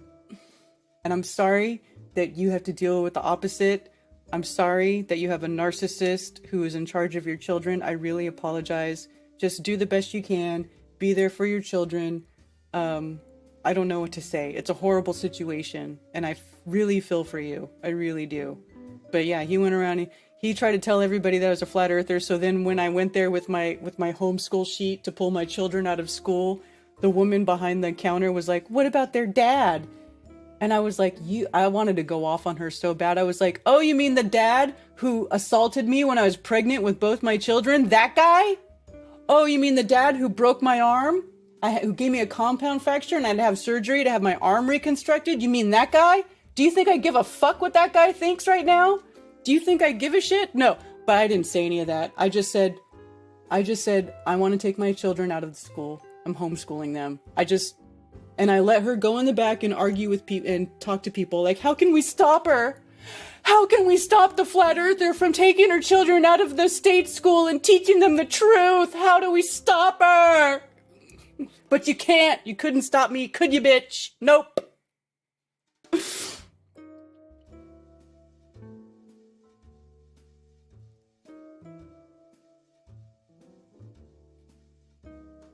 Yeah, man, we were in court. I was in court with a thing on my wrist, a cast on my wrist, and he's like, "Well, she thinks the earth is flat and she believes in Bigfoot." Like literally, that's how dirty and low he went. You know why? Because he was an abusive, horrible, narcissistic demon piece of shit, and the only defense he had was, "Oh yeah, well, she thinks the earth is flat and she thinks Bigfoot's real." Literally in court. Yeah. I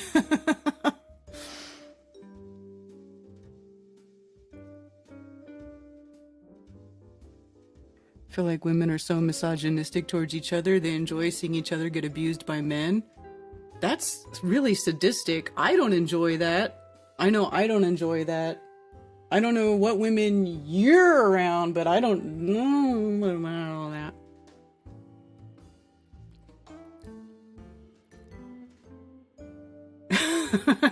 Great soundbite. What's the sound? What did I say? Seriously. Yeah, because they have nothing else. Because that's the worst thing. If that's the worst thing they can say about you, that really ain't shit. That really ain't shit. And you know what? Now you're being proved right. Now, that's not really aging very well, is it? Oh, you anti-vaxxer, COVID denier. Well, that bullshit ain't aging very well. So, you know, your children most likely will grow up, in hindsight being 2020, they will see what happened and they will restore. I don't know if you have a relationship or not, but if you don't have one, I do believe that it will be restored later in the future. Hopefully, you know?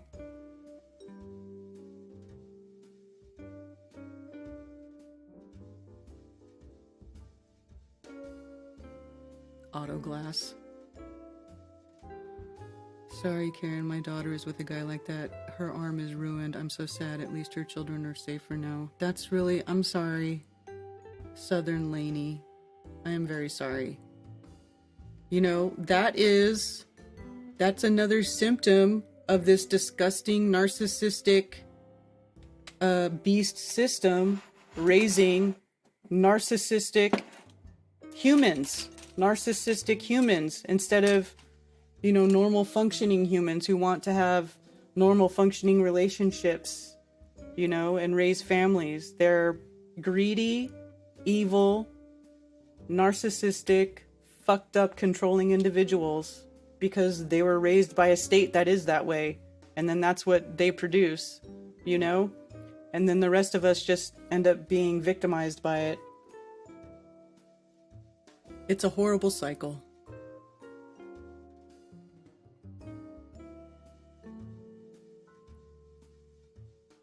Anyway, what a weird tangent. Why did we even start talking about all that stuff? Because homeschooling? Yeah. So anyway, maybe I should wrap it up. It's almost 1 o'clock. If you are a flat earther who wants to host flat earth meetups in your area, you should email me, KarenBFE@protonmail.com or flatearthfestivals@protonmail.com. And you can also email Mark Sargent at msargent23@comcast.net. and give us all the details of your meetup, and we will advertise it for you on Strange World every Tuesday night. The first half hour, we do shout outs and we go over meetups. Because we care about you. We care about our Flat Earth people finding other Flat Earth people and building and maintaining meaningful relationships, having, that support from other Flat Earthers in your area, building these circle of friends that you can trust, that you can rely on, that you can talk to without worrying about being made fun of or ridiculed about, all the things that go on in the world. So, flatearthfestivals.com, under the menu item Flat Earth Friendly Meetups, you'll find meetups that people email me about. So we've got a meetup coming up on the 23rd in Johnson City, New York. Fort Collins does a regular meetup every first Tuesday of the month, beginning April 2nd. So tomorrow they'll be having a meetup in Fort Collins, Colorado. There's also a big event, not really big event, but a camping event at a private property in Colorado Springs, Colorado, put together by Fathead. I forget his name, Josh. But Jam in the Plane. What is it? The email here to reply. Josh, Fathead Perkins, that's what it is. So he's got an email here, he's got a meetup site or a Telegram group. And if you want to go do a little camping event, you can go hang out with some Flat Earthers. Oh! Flat Earth Eric Daly, $50 super chat. Thank you, sir.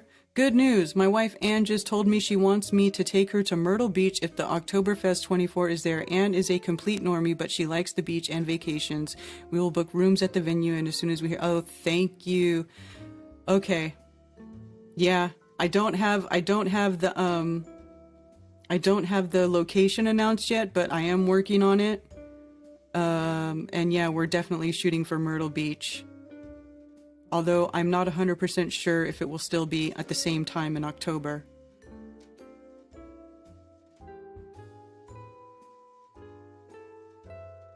Yes, Eric, as soon as I have but I don't like to announce anything until papers are signed, until things are reserved. So once I have the date and everything locked in, I promise you guys will know all about it. I will start blasting it everywhere. We'll talk about it on Strange World. We'll hear about it from Globebusters. It'll be everywhere. Bring her to me, Eric. I do great with normies. I will make her feel comfortable and welcome. Eric, Cammy ain't lying.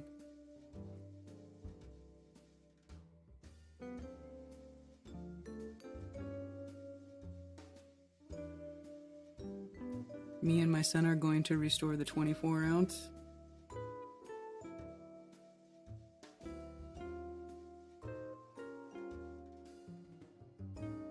Yeah, Eric, so thank you very much for the super chat.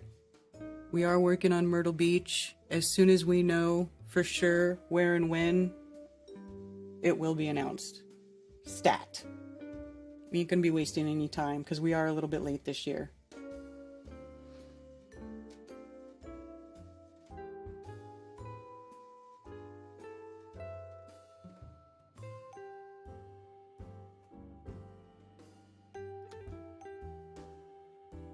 All right, you guys.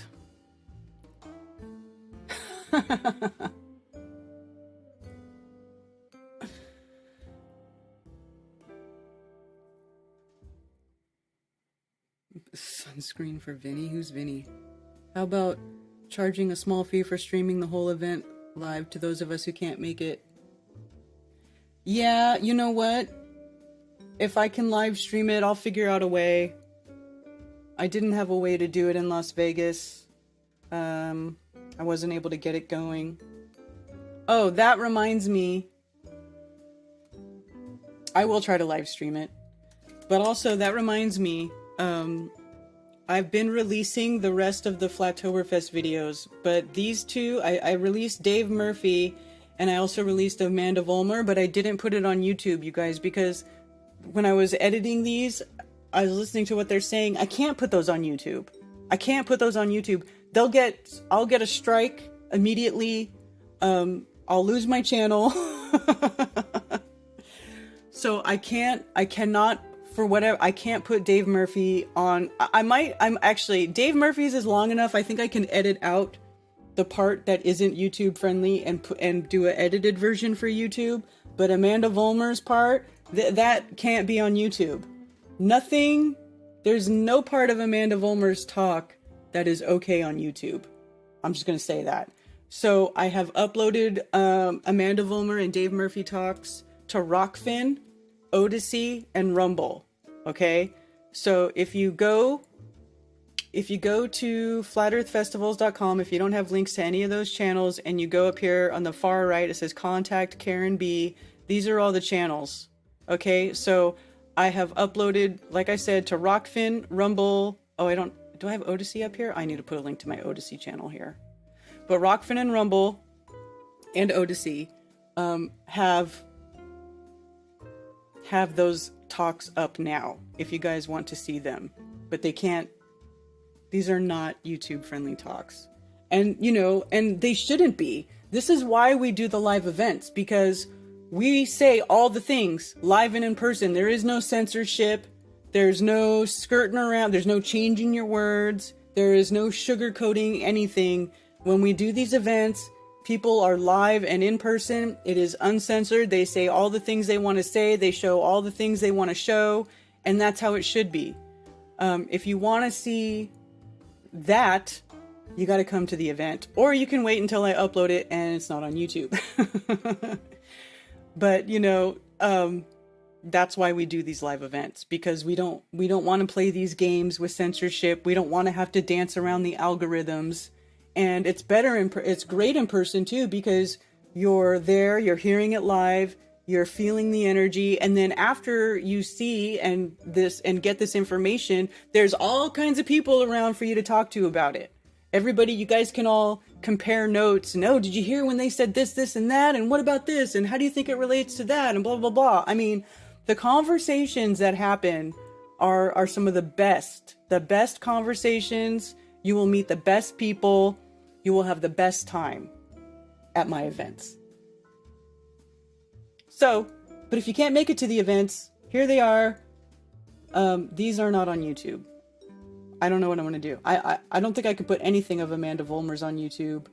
So I don't know that we'll ever be there. I think I have one more. I have Greg Reese left to do, and then the Q&A. And I don't know how much of those are going to be able to go on YouTube. Greg Reese might be able to put on YouTube. I'm not 100% sure, but the Q&A probably can't even go on YouTube. I don't know. But just so you know, if you're looking for the rest of those presentations from Las Vegas and you don't see them on my main YouTube channel, that's where they are. It's because they are too hot for YouTube and I had to upload them to other platforms.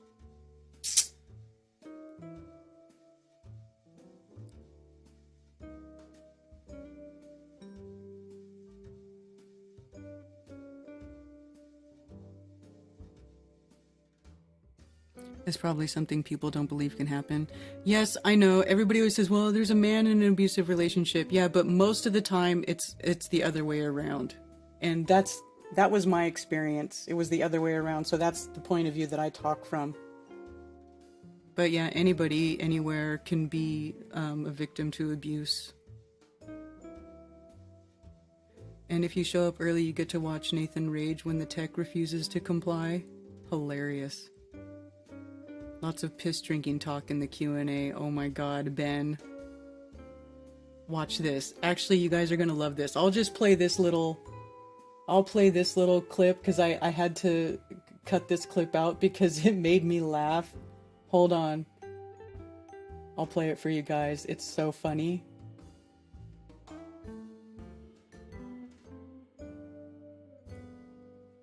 Here, this one clip before I go. Here, you guys, watch this. Ready? But also I have to thank you for that question. Oh shit, that's not coming out the right way.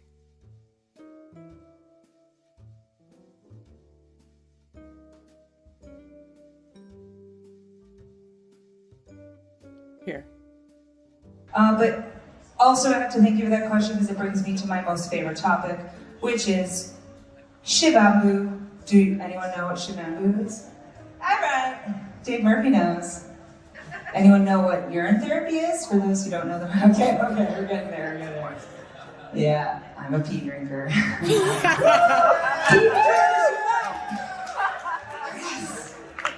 Pea drinkers unite, and then here's Dave. Look, watch.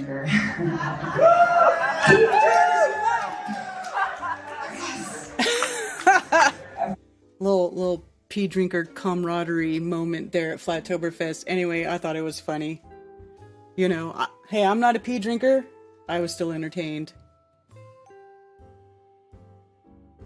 Florida? No. Myrtle Beach. I will not be drinking pee. Hilarious. Hilarious.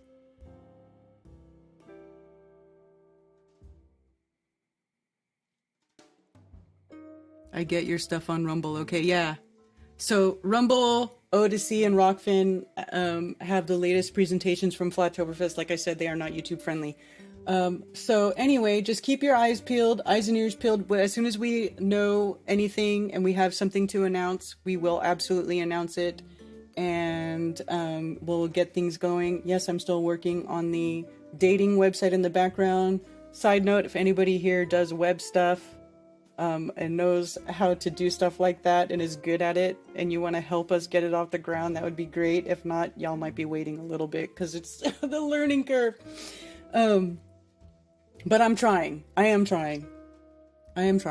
Anyway, thank you all for being here. Appreciate you guys being here with me, my small but extremely astute and wonderful listeners. You guys are the best, and I appreciate you for supporting me, and thank you for calling me and letting me know I'm not the only one who doesn't fall for the bullshit.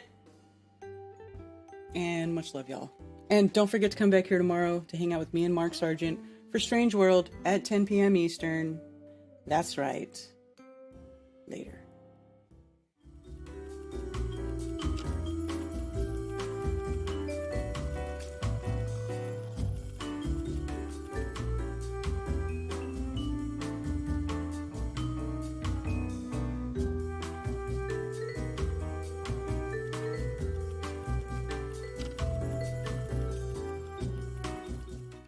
And for those who wish to send me stuff through snail mail, you can send it to P.O. Box 10, Earl, North Carolina, 28038. There are also links below for Flat Earth merch, and you can send me donations. And I do appreciate all the support.